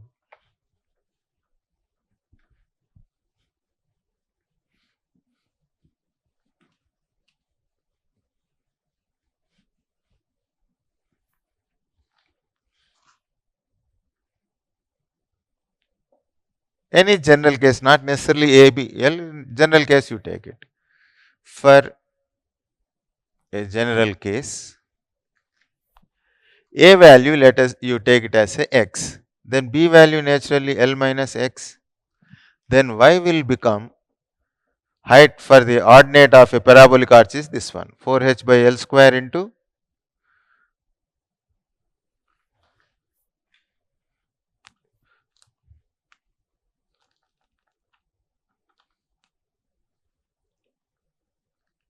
x into L minus x. This equation you will use it when you take this as the origin. I told you in the influence line diagrams for the plastic hinge lengths when we have discussed. We will discuss the if at all it's not covered. In the plastic hinges also I will again explain. If you take C as the origin and define the curve, y is equal to kx square. If you take this as the origin, you want to define the curve, say 4h by L square into x into L minus x. This is valid when A as the origin. Okay. So y value is general y, this for parabolic arch it is the case. Okay. Now if you take AB by L, A means x, B is L minus x by L. Now Ly by 4h. You will get L by 4h, y means 4h by L square into x into L minus x. You will get x into L minus x by L. See, same value you are getting. AB by L is x into L minus x by L. Ly by 4h, x into L minus x by L. That means wherever you take a section x, bending moment ordinates, positive maximum ordinate, negative ordinate will be equal. That means excluding this one, the height will be same. So, AB by L and Ly by 4H are always equal.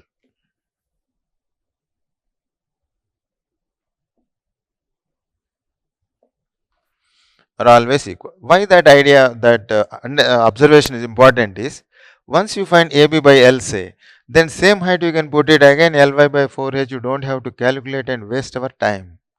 To increase our speed of calculation, you must know how much that value will be. Next point is, you see this is a parabolic arch subjected to UDL, say.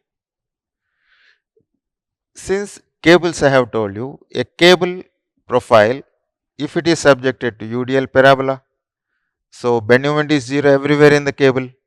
If you reverse it, you will get an arch. Either it can be 2-hinged arch or 3-hinged arch. If it is subjected to UDL, shape of the bending moment diagram is parabola and shape of the arch is also parabola. So bending moment shear force is 0 everywhere in a 2-hinged arch as well as 3-hinged arch. Because hinges must be there. Only condition requirement is that hinges, the supports must be hinges. Then it can be a 2-hinged arch or 3-hinged arch. Shear force bending moment are 0. Okay. So because you, to get how to get bending moment 0, see full UDL I keep it, say intensity of UDL into area of ILD I must get 0. When the area of ILD will be 0, positive area and negative area are equal, say, then sum will be 0. Bending moment is also 0.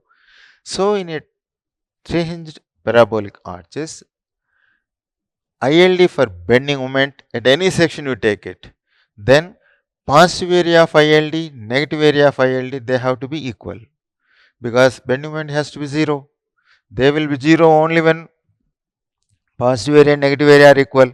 So intensity into positive area plus intensity into negative area, sum must be 0. So areas must be equal. That's why.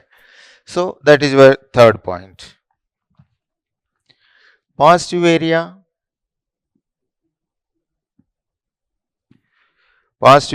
and negative area. Negative area for ILD, for bending moment at any section, for bending moment at any section D are always equal. They are always equal. Okay. So one of the papers they have asked this one. Bending moment at any section at 3-hinged parabolic arch when subjected to UDL is 0. Reason, positive area and negative area are equal. Positive area of ILD, negative area of ILD are equal. So assertion, reason are correct, and reason is the correct explanation for the assertion. Like that. Now let us see. In this case, you see, the because of this much complication, positive area you have to draw, negative area you have to overlap it, ordinate you have to find. So if at all they ask you any question on ILD for bending moments, they have to ask us with only one load. One load into ordinate, that's all. If two loads are there, one load you keep it here, next load you have to keep it here. Finding that ordinate itself will take 1 minute time, because so many times you have to use the linear interpolation. To that extent they will not trouble us. Okay. So only one load is moving from one end to the other end of a 3-hinged parabolic arch. What is the maximum positive bending moment at D, and what is the maximum negative bending moment at D, and what is the absolute maximum positive bending moment, absolute maximum negative bending moment. If section is specified, then for that section only you have to calculate positive bending moment, maximum positive bending moment, maximum negative bending moment. If section is not specified, you have to select the section. Then what you get is absolute maximum positive bending moment and absolute maximum negative bending moment, as in the case of simply supported beams. Okay. Now those points we will discuss now, how to get these things. I remove this point. This, with the help of the observations, we will make the things.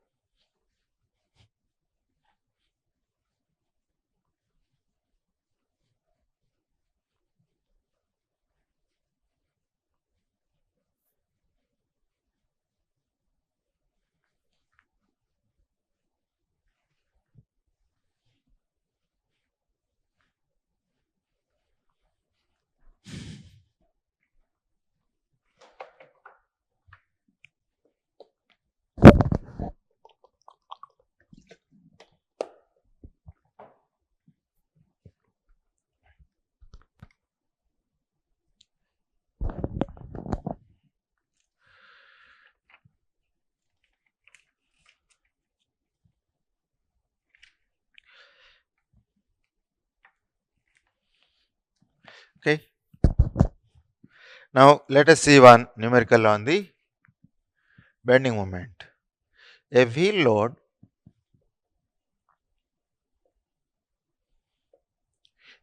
load of 10 kilonewton crosses a 3-hinged parabolic arch.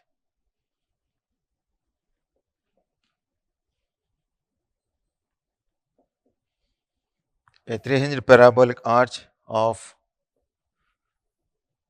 span 40 meters and central rise 10 meters. Maximum positive bending moment developed in the arch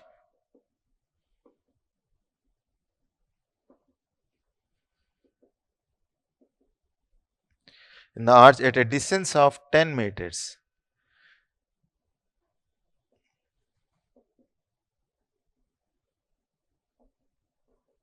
From left support is. Now you see, based on the description, we will write or we draw the ILD.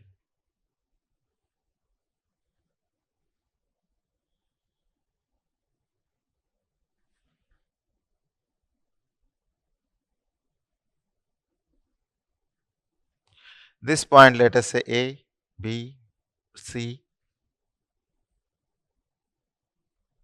Somewhere here D is the midpoint of AC.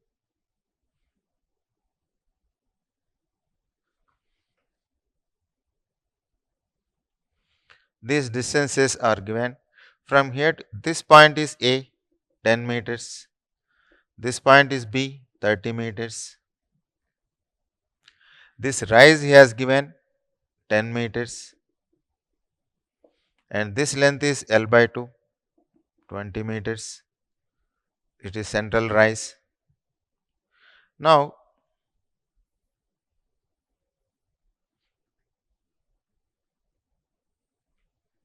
when you draw ILD for bending moment,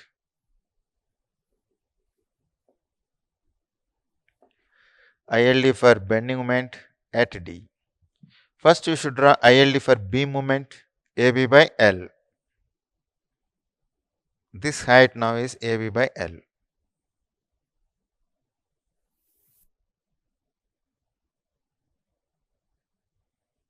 Okay.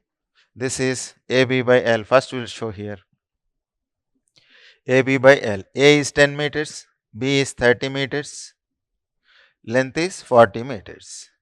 So you will get 7.5 meters. Then Ly by 4h is also 7.5 meters only.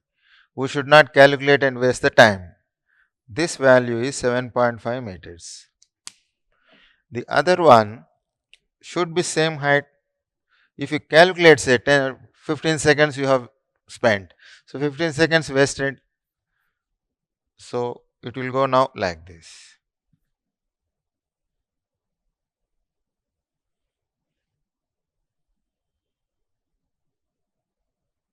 This value is also 7.5 meters. This is positive area plus this is negative. So this is your net influence line diagram. You have to subtract one from the other. Next, to get maximum positive bending moment, you have to keep the load at D. This is the rod, let us say.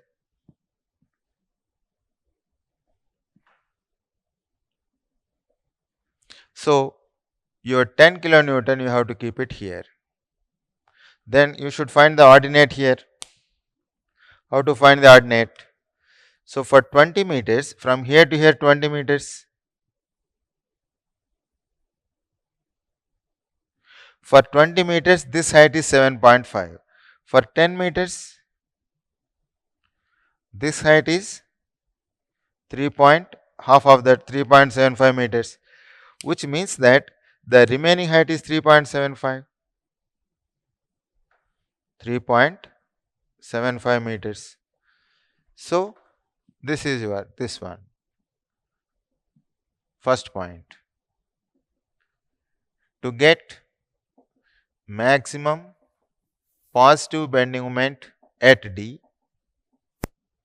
what you have to do? Keep 10 kilonewton at D. Then maximum positive bending moment at D is equal to 10 into plus 3.75. So you will get 37.5 kilonewton meter. That's all. Okay. In this process, you don't require the calculator also. Supposing that if they ask you what is the maximum negative bending moment at D, then you should ask the driver to move up to the crown. That you will take the second point. In the above problem, maximum negative bending moment at D is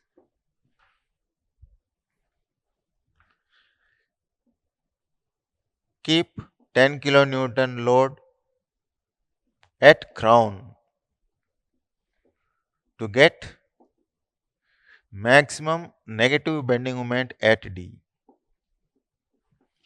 Then you will get maximum negative bending moment at D is equal to, now you see this 10 kilonewton, now you have to keep it here. Now this ordinate is how much? Again similar triangles. This is 30 meters. For 30 meters, 7.5 meters. For 20 meters, how much? So this height you will get 7.5 meters you will get. Out of 7.2 that means 5 meters. So this value will get 2.5 meters. So 10 into minus 2.5. So maximum negative bending moment at D is 10 into minus 2.5. So you will get minus 25 kilonewton meter. Like that. So this is maximum positive bending moment at D, maximum negative bending moment at D. That means section is specified. So section is specified means for that section first you have to draw ILD. That ILD will tell you where you have to keep the load to get maximum positive bending moment, where you have to keep the load to get maximum negative bending moment at that specified section. Now we don't specify the section. You calculate wherever you want, but I wanted maximum positive bending moment. Such moments we call it as absolute maximum positive bending moment, because now you have to select the section. This ordinates some Z, let us say. In this case, Z is 3.75. But some other section, if I take it, Z may be 3.8 or 3.9 or 4 I may get. So that we have to check. That means for what location Z will be maximum. That we want to find. Then it is called absolute maximum positive bending moment. Okay. That we will write now. To get absolute maximum positive bending moment, where you should keep the load. This I remove.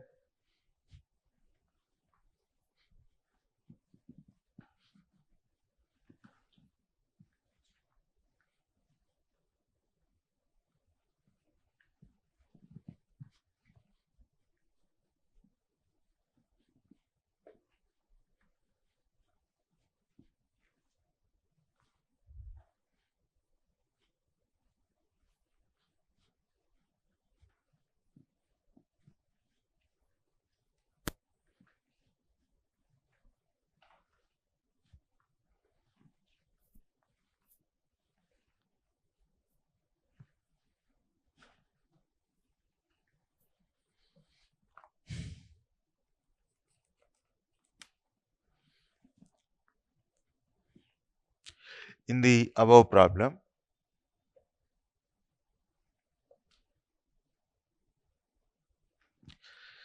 to get absolute maximum positive bending moment,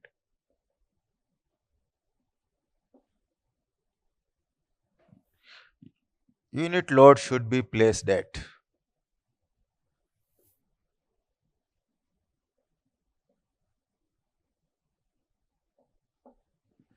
That is the question. We have to find. This is the problem now.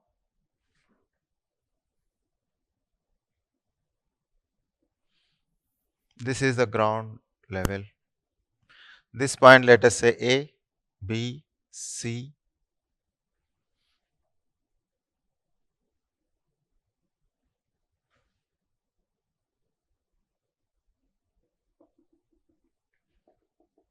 Okay. Now, you must select a section XX. A value, B value is not there. Some section XX. This we don't know where it is. You have to find section XX. This distance you take it as say X. Then naturally the remaining length is L minus X.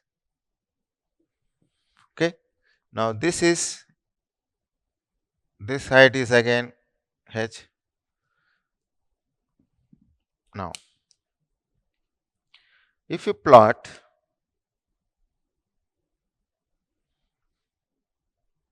or if you draw ILD for bending moment at XX, it will go now something like this. AB by L.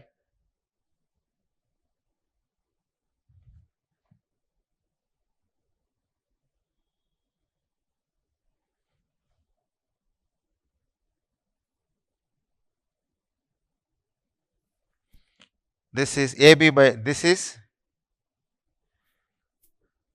ILD for bending moment at XX. That XX where it is, we have to find. Earlier problem, section specified D at a distance of A. If they don't specify, then you have to select the section. So this is X into L minus X by L, A B by L. Then same height will be there here also. That Ly by 4H etc. we don't have to write. This height also has to be X into L minus X by L. This is positive, this is negative. Your net influence line diagram is this one. This ordinate, let us call it as a Z. Some Z. I want this Z to be maximum. Okay. Now you see, for a distance from here to here it is L by 2. This is X. This is L by 2. I can now find this ordinate from linear interpolation. For L by 2, X into L minus X by L. For X, how much? Like this. For a distance of L by 2, this is X into L minus X by L. For a distance of X, how much? Less value. You will get X by L by 2 into X into L minus X by L. So this you will get, push it to the right side, top 2x square, 2 goes here, 2x square into L minus X by L square. So this height is 2x square by L square into L minus X. But now Z how much?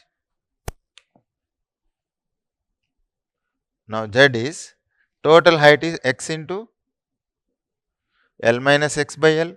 X into L minus X by L is total height minus this one, I will get Z minus 2x square by L square into L minus X. If you simplify this one, L square was there, L square common factor, if I take it, L you have to write X into L square minus L was there extra, X square L minus this one 2x square L minus 2x cube. So the entire thing divided by L square. Now if you write Z, how much you will get? 2x square L, x square L, 3x square L, it will become minus into minus plus. So plus 2x cube minus 3x square L minus plus xl square by L square. Now we want for z to be maximum. What is the condition? dz by dx must be equal to 0. If differentiate it, 2 into x cube means 3x square. So you will get dz by dx is equal to 2x cube means 3 into 2x square. So 6x square minus x square differentiation is 2x. So 6xl plus L square by L square constant. So that constant we can keep it as it is. This value should be 0. That means 6x square minus 6xl plus L square is equal to 0. So from this x you will get 0.211 L from both ends. Both ends because of the symmetry. From left support 0.211 L, or load is moving from right side, so then also 0.211 L. Okay. So if you keep at a distance of, if you take a section XX at 0.211 L, keep the load at the section, then you will get absolute maximum positive bending moment at that location. So this is your conclusion.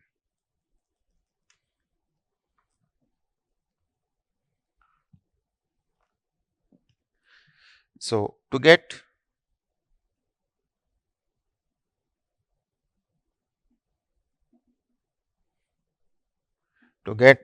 absolute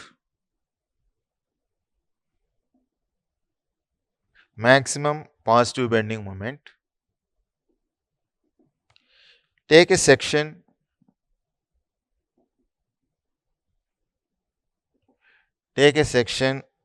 at 0.211 L, or this we can write it as 1 by 3 plus root 3 into L. Whatever you want to write, because if you simplify this one, 1 by 3 plus root 3 into L, you will get it. 1 by 3 plus root 3 is 0.211 L.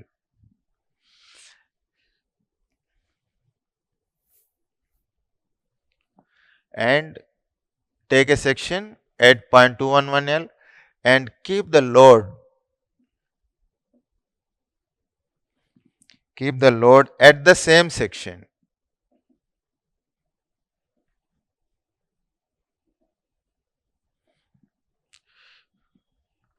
At the same section. Now same thing, another point. This is conclusion 1, let us say. Second point is, if you want to get absolute maximum negative bending moment, where should you take the section XX? That means I wanted this to be maximum. Same generalized section XX I have to take it. I wanted here absolute maximum negative bending moment. Then load must be at crown only. Load position is fixed now. It has to be at crown only. Then where I should take section XX so that this ordinate is maximum. This ordinate, let us say Q. For Q to be maximum, dQ by dx is equal to 0. So calculate Q in terms of x, differentiate it. Then x you will get 0.25 L. Same process repeat, that you can try at your within 1-2 minutes you can try that. So in the above problem,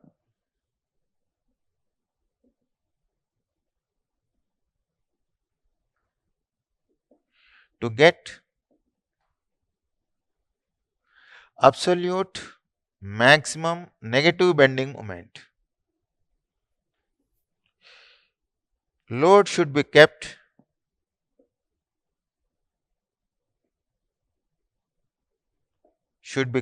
at crown, and section should be taken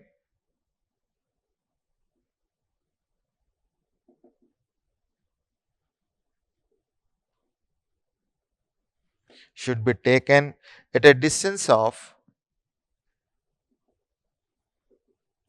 at a distance of 0.25 L from either of supports.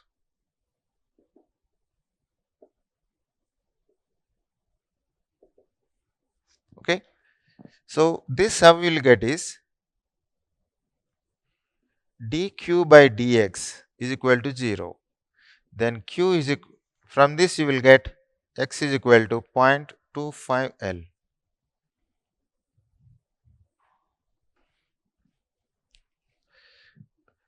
So, that we can find from the linear interpolation again.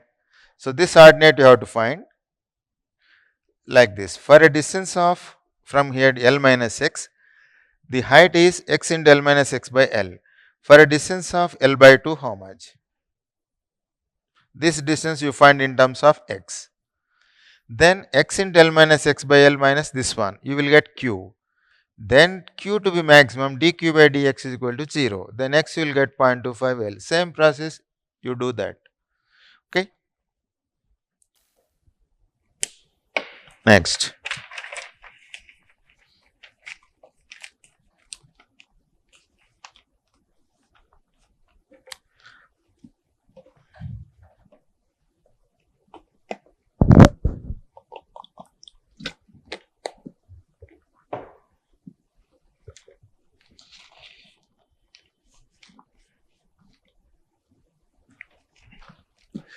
Now, in the earlier problem, what is absolute maximum positive bending moment you want to find, say?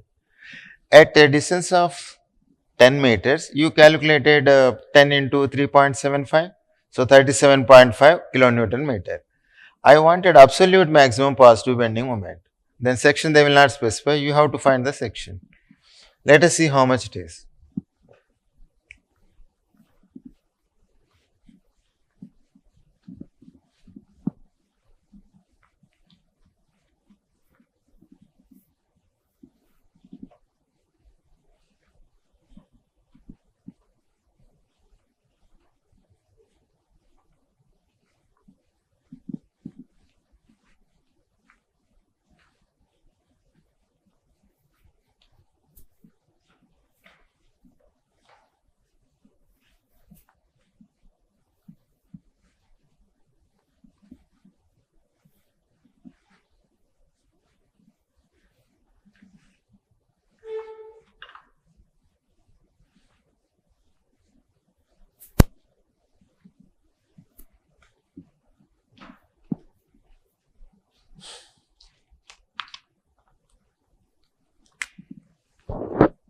Next question.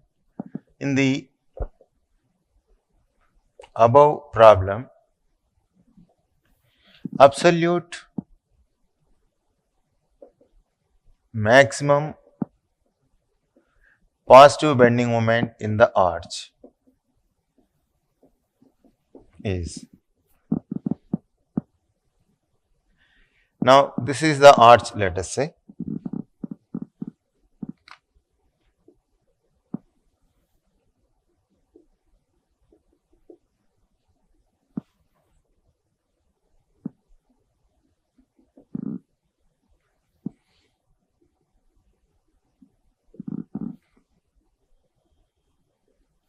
This point A, B, C. Now, this you have to take somewhere D. This is at a distance of 0.211 L. Then the remaining distance becomes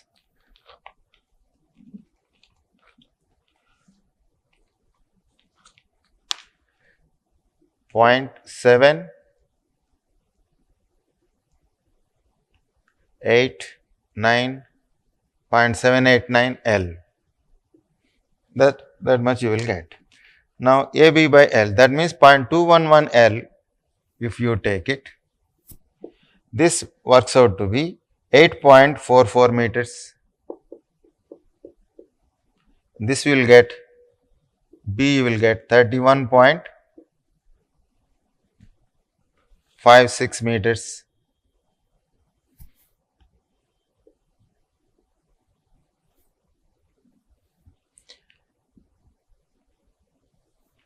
Now, AB by L,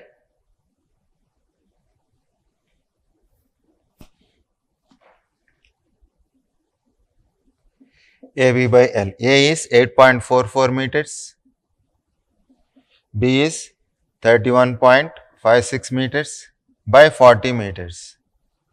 So, you will get 6.66 meters. So, this height is 6.66 meters, and at center this height is also same.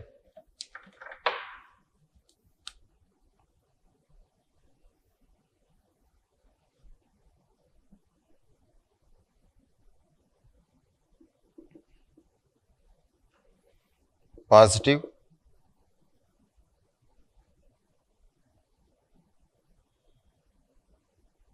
negative.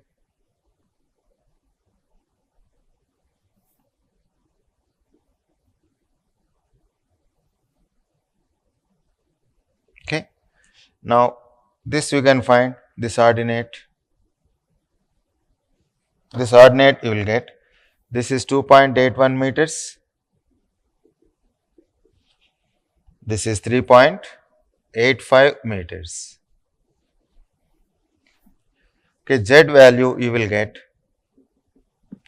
6.66 minus 2.81 will get around 3.85 meters. So, maximum positive bending moment you will get, you have to keep now the load here, 10 kilonewton load. Instead of 10 meters, you have to keep it at 8.44 meters. Then this much, 10 into 3.85. So, 38.5 kilonewton meter. This is absolute maximum positive bending moment. This is one way, or second way of this one is, once you know the distances, find the reactions VA, HA also you find, then you have to find this ordinate Y, then find bending moment at D. I do not think you can save time from any of in that method, because you have to find VA, then you should find HA, then you should find Y, then bending moment at D. Practice that also, whichever takes less time that you do it, but I feel this is relatively better. Okay. Next, absolute maximum negative bending moment in the problem. Absolute maximum negative bending moment in the above problem.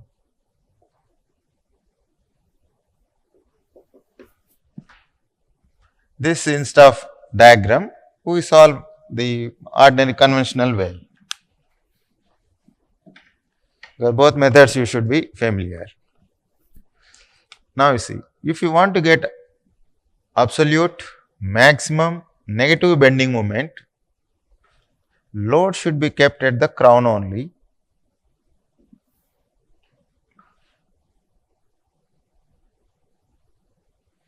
This point A, B, C, this D, 0.25 L means how much? 10 meters. This is 0.25 L. Naturally, this is 0.75 L. This is 0.5 L, 0.5 L. Okay. Now, load should be kept at the crown.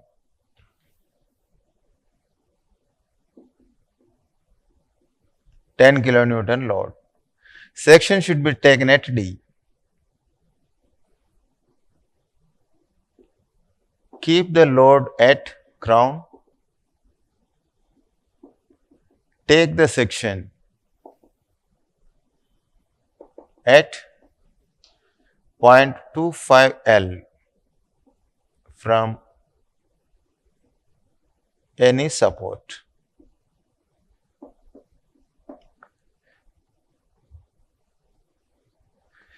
As shown in figure.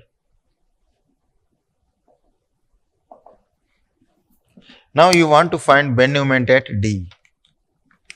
This 0.75 L means this you got it as around 10 meters. This is 30 meters. Okay. Instead of drawing ILD in this case, let us find the reactions itself. So, L by 4H we can take it. What is the horizontal thrust? VA we can find easily, VB we can find. 10 means 5 kilonewton here, 5 kilonewton here. Because load at the center means reactions are same. Then horizontal thrust HA, L by 4H into 10, ordinate we know. Supposing that you had forgotten, we can draw ILD.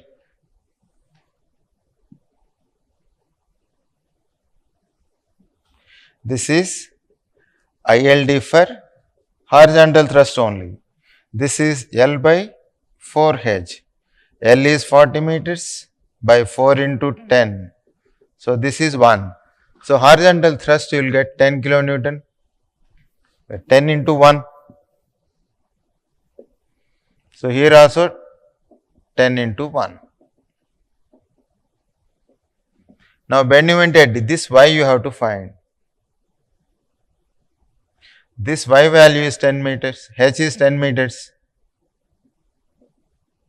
Then how much is this one? So, you can find Y. 4H by L square into X into L minus X. 4 into H is 10 meters by 40 square, X is 10, L minus X is 30. So, you will get 7.5 meters. So, this value you will get 7.5 meters. Now, bending moment at D. Absolute maximum negative bending moment at D. You will get VA into 10 minus HA into Y. So, VA you got 5, 5 into 10 minus HA is 10, 10 into 7.5. So, you will get minus 25 kilonewton meters. This is absolute maximum negative bending moment at D. This is another way of doing without drawing the ILD. This way also we can proceed. In the exam, whatever idea we get it, but section must be 0.25 L for absolute maximum negative bending moment. For absolute maximum positive bending moment, section must be at 0.211 L. Load should be kept at the section. Whereas here, load at crown, section must be 0.25 L. Okay.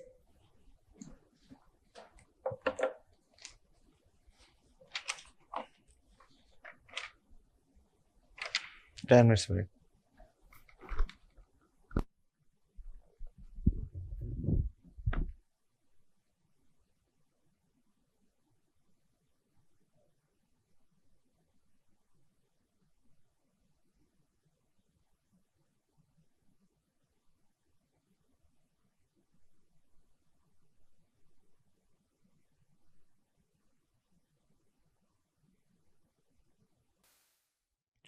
Now, we will see the concept 4, that is temperature effects on 3 hinged arches.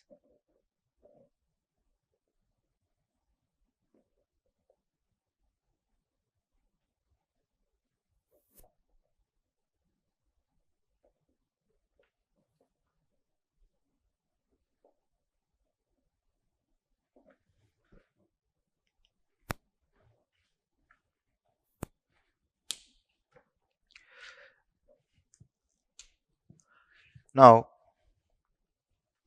we will see due to the temperature change what happens. Assume that we have a 3 hinged parabolic arch. Okay. Now, it is a statically determinate structure. In the truss analysis, due to the temperature effect or the trusses deflections when we are calculating, I have given you about the statically determinate structures when they are due to temperature change or sinking or yielding or fabrication error, due to these four actions, no forces will develop in any part of the structure, because either rigid body translation or rigid body rotation only will take place, because you have just a sufficient number of restraints only. Any external effect comes as a rigid body, it will translate. Okay. Now if you heat it, what will happen is no forces will develop, but it will increase its length freely without developing any stresses. The crown height will rise like this. Why it will rise? More length, if length is more means to accommodate the free expansion, it has to go up only. So C will go to C dash, but no stresses. Due to temperature change alone, VA is 0, HA is 0, VB is 0, HB is 0, because it is statically determinate.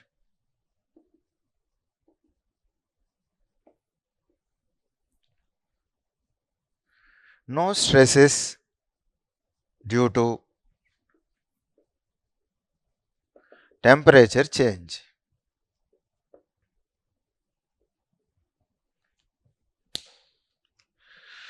Supposing that if you have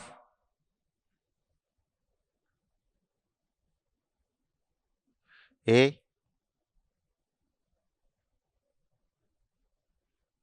this point let us say B, C.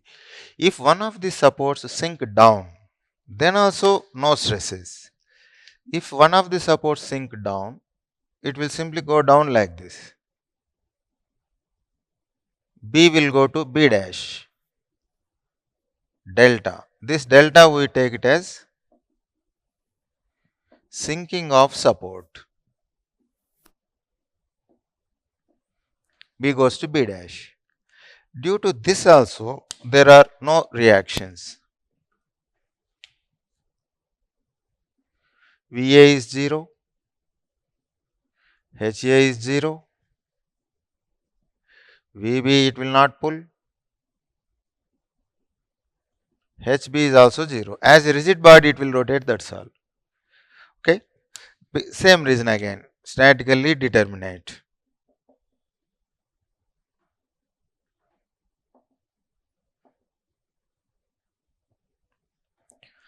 No stresses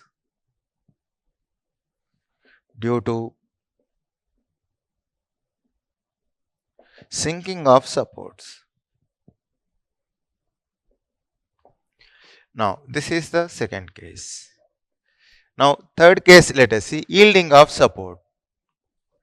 Yielding of support means yielding and translating, yielding and sinking down. That's what it means there. A, B, C. Now, one of the supports yields and translates horizontally, then it will go like this, that's all. B will go to B dash. This is a delta. We simply call it as yielding of support. Due to this also, no reactions. Once supports yields. Supports yield not because of load on the structure, but because of the soil problem or water problem. Water, what is this hinge support? Means if there is a pier, on that we keep a hinge and the arch will rest. On the pier, two forces. One side is water hits, let us say, other side soil is there. On the pier, two forces will act, water pressure, soil pressure. So they fight among themselves. In the process, if the water wins, it will push the pier out. If the soil wins, it will push it in. So when they are fighting each other, these three hinge rods from the top simply observes, that's all. If pier move out, this also will move out. If it moves in, simply structure also comes in as a rigid body. When it comes in, freely it will go up. When it goes right side, simply it slightly will come down without developing any stresses. So yielding of support is not due to load on the structure, but because of the water on one side, soil other side. Okay, soil rigidity of the soil is not 100%, so if you push it, it will yield. So that way. So due to that action, no reactions will develop in the structure. So VA 0, HA 0. Here VB 0, HB 0. So this is also same thing, determinate. No stresses due to yielding of supports.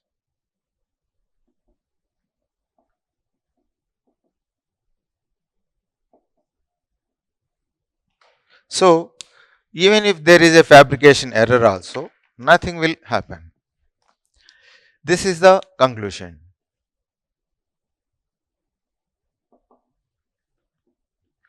Since three-hinged arch is a statically determinate structure,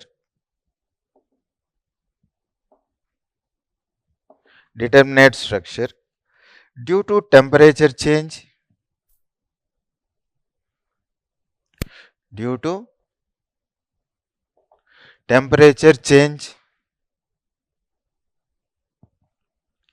or due to sinking of supports, or due to yielding of supports,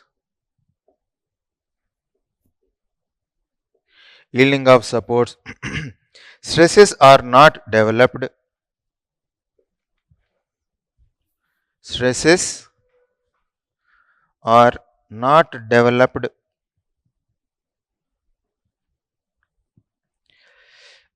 Anywhere in the structure.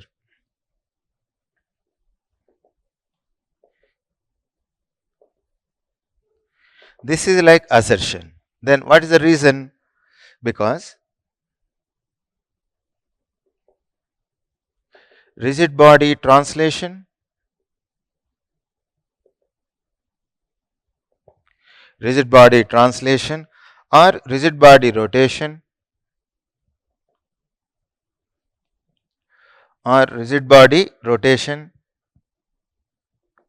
takes place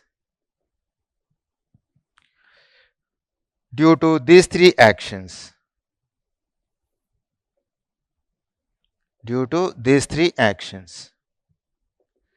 So this is the assertion, this is the reason. But due to heating or due to temperature changes, crown will rise by some amount to accommodate the free expansion of the arch.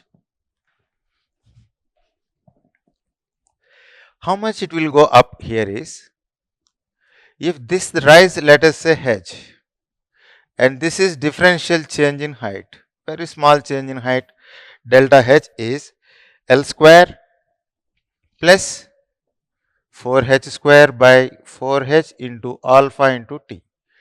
We don't have to remember this formula, but for the sake of completeness I gave you, it will rise. Once it rises, then what happens? Let us see this one, but extension of that point, but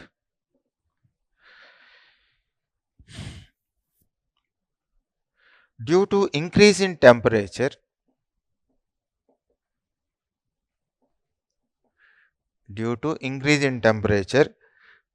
crown of the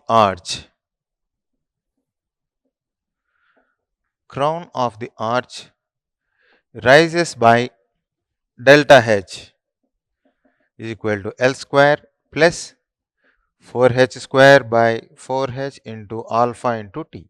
This much amount it will rise. Now let us see this case when there is no loading, only temperature change is there, so no forces, simply crown freely rises. Supposing that if there is already some UDL is existing, now temperature change happened.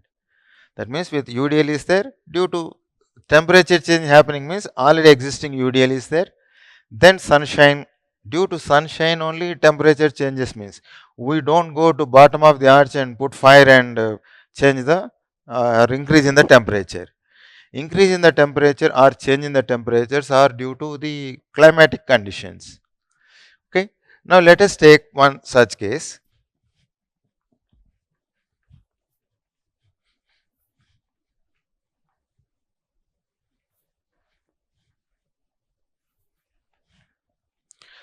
Now this note we take.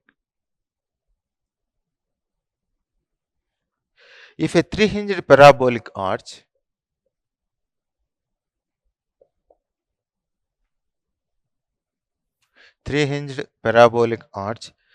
is subjected to UDL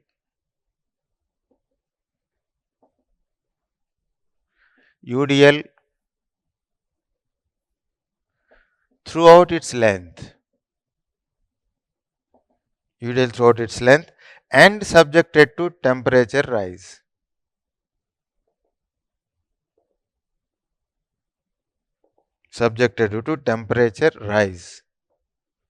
Then what will happen? See here, it's slightly different from the earlier case. In this case, already some UDL is existing.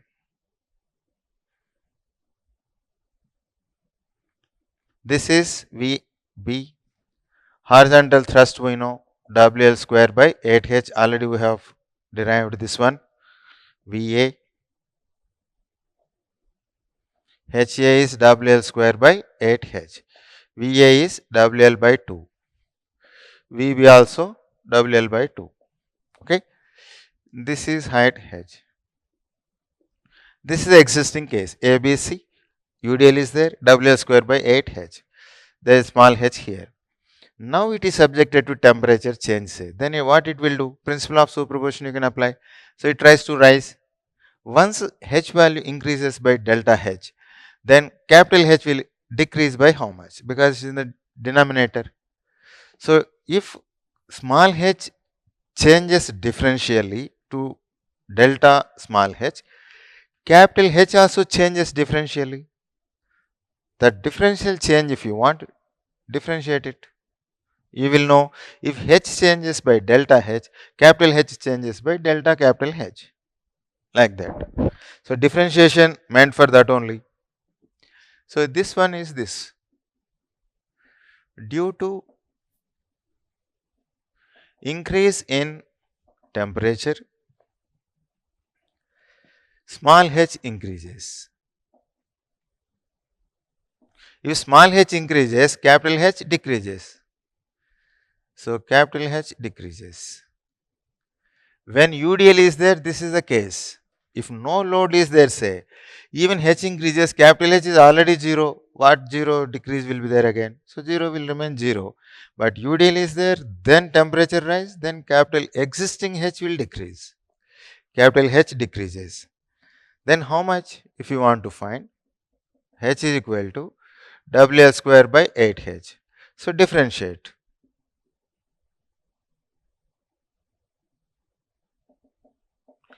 dH is equal to, because only one variable, so dH we can write 1 by H means 1 by H square you will get. So minus WL square by 8H square into dH.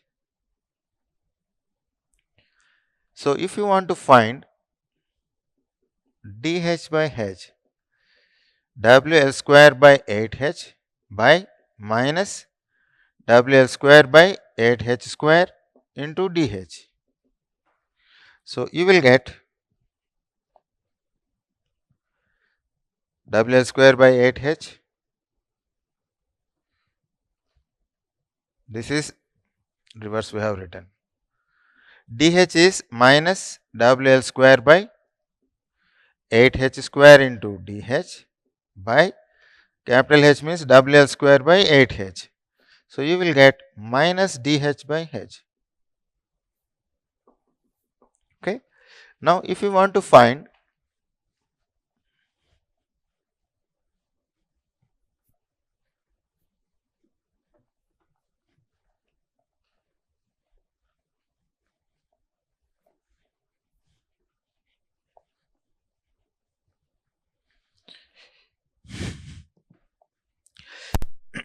change in horizontal thrust, if you want, dH is equal to, we'll write here, dH is stands for change in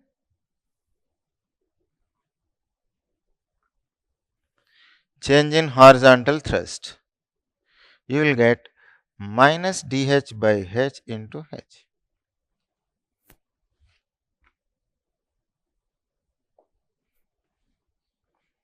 Okay. Now how numericals come? All the things, three informations they will give it. How much height it increases, they have to give us. If calculators are not permitted, dH value they will give. dH they will give, H they will give, small capital H also they will give. Your task is to find dH. If it is in the GATE exam, you may have to find dH also.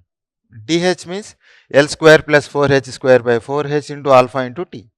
That you have to use, find dH, how much height it rises, then substitute. Like that. Now, a three-hinged parabolic arch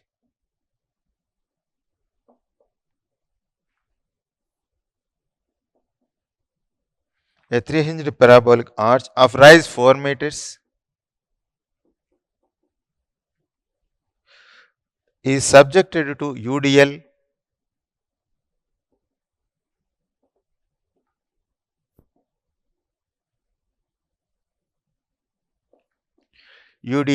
throughout its length. So that horizontal thrust is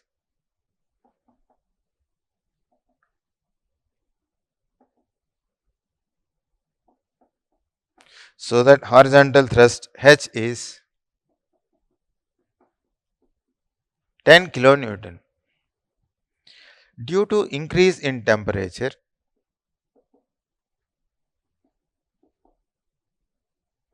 if the crown of the arch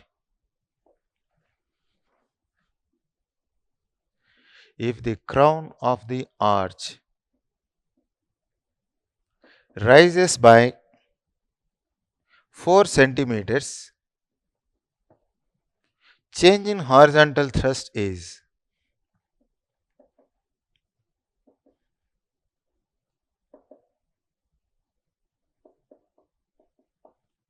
now you see in this case rise of the arch 4 meters, change in rise, that means crown rises by 4 centimeters, that means 0.04 meters. Capital H already existing thrust due to U daily is 10 kilonewton. So dH means minus dH by H into capital H minus 0.04 by 4 into 10. So you will get minus 0.1.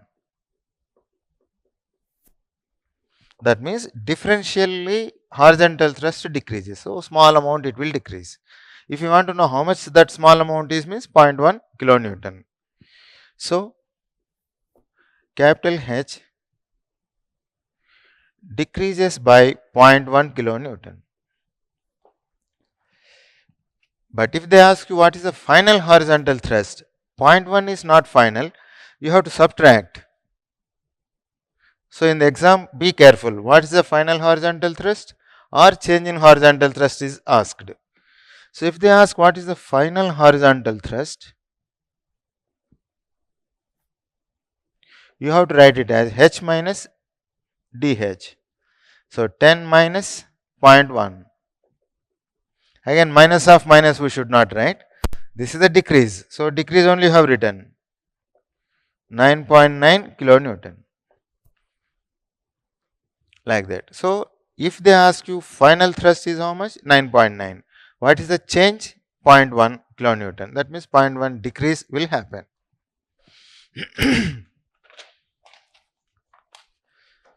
Next.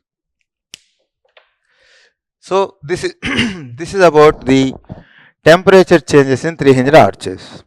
Okay, and yielding and sinking produce no forces. Here also it produces no forces if no load is there. If at all load is there, how much that load will change? That means horizontal thrust change how much? That they can ask you.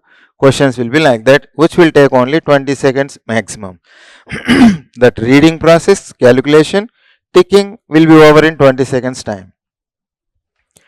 So next point is, what is the normal thrust and radial shear in the three hinged arches? Let us see.